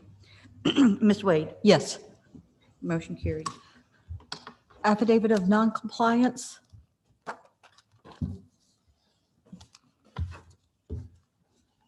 Did you accept that? This will be item number 20-8000625, 1639 Seabreeze Drive, Desiree Valencia. I move we accept the affidavits of non-compliance in that case and award the city prosecution costs of $91.50. Thank you. Affidavits of compliance, starting with item number 14. We need a motion on that. We vote? Are we gonna- You're ready to go We have the home, motion, we aren't need a second rather than a vote. That's what we need. We Okay. can, all in favor? you? Aye. Need a sec- Any opposed? Who was the one that seconded that? That's what we did last month. I thought so too. I don't know if anybody did. I thought I heard a I'll second. second it. Okay, Ms. Archer seconded it. Okay. Okay. On to the next. We need to revote. If you want to call it out loud, because we couldn't hear it all down here. All righty. If you're in favor of the acceptance of the affidavit of noncompliance, say yes. Yes. Opposed? Perfect, thank you. You got it. Affidavit of compliance, we're going to group them together. First three. We don't have any. Three that we're going to group together that have no fine attached. It's item number 18-800000099, 711 Diston, Charles Burrows. Item 19-8000664, 47 West Tarpon, Zoe Co. Item 19-8000786, 722 Merlin's Court, James Bauer.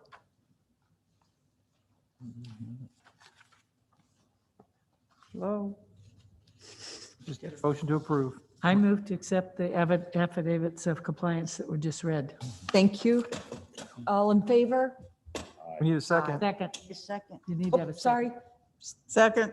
All in favor? Aye. Opposed? Hearing none. Item number 17, which is also an affidavit of compliance, but there is a fine attached with that one. It's item number 17. 20-800000590, 500 North Walton Avenue, Sun State Property of TS LLC.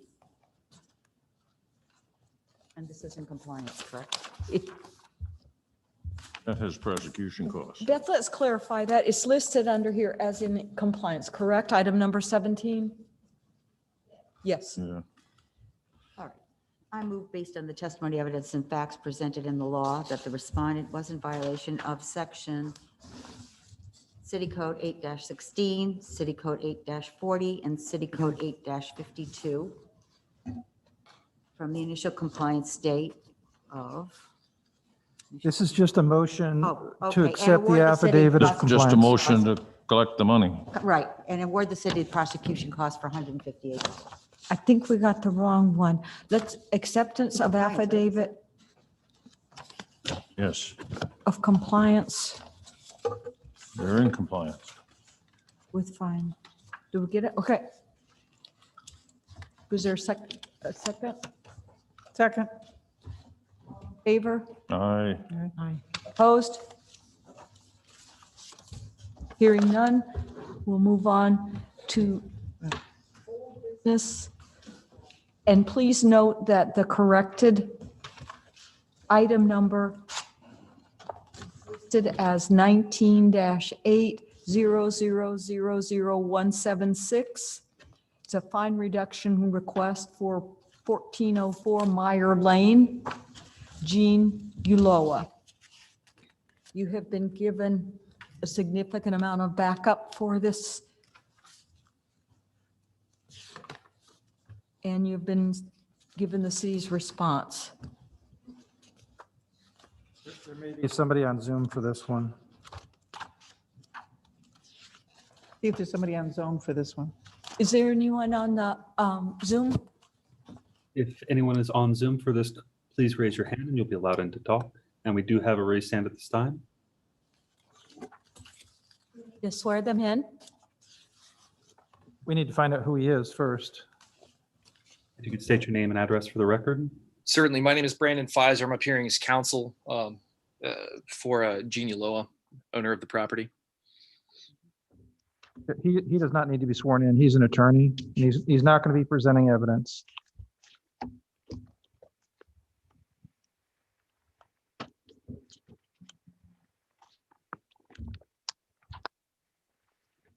Okay, vote or Does anyone make a motion, like to make a motion? I'll make a motion. I'd like to make a motion that we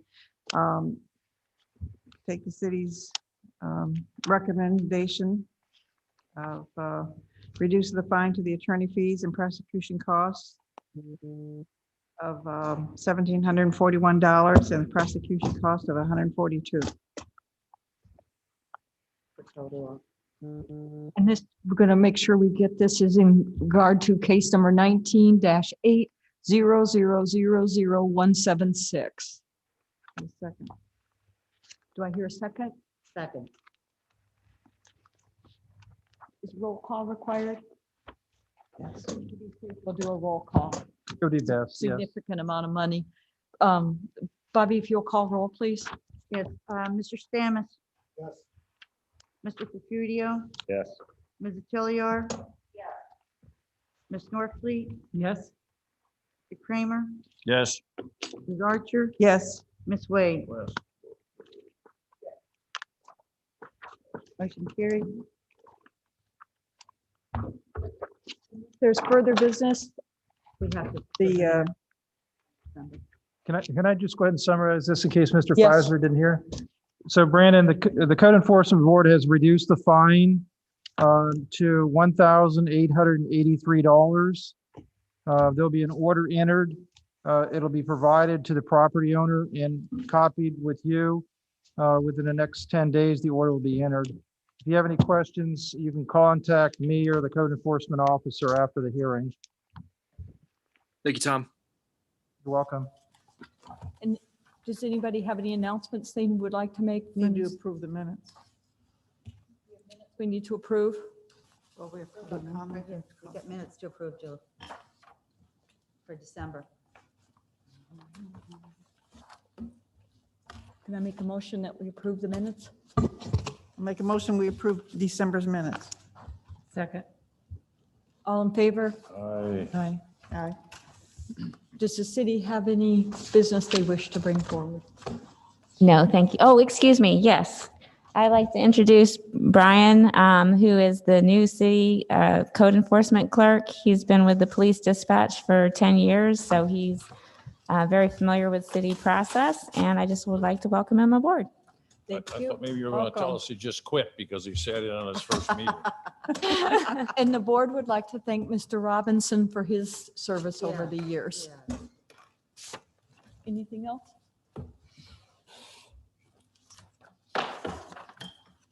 Done. We're finished. The meeting is adjourned. Okay, you gave me this, but I'm supposed to do it. That was part of the evidence for that one. Sunny?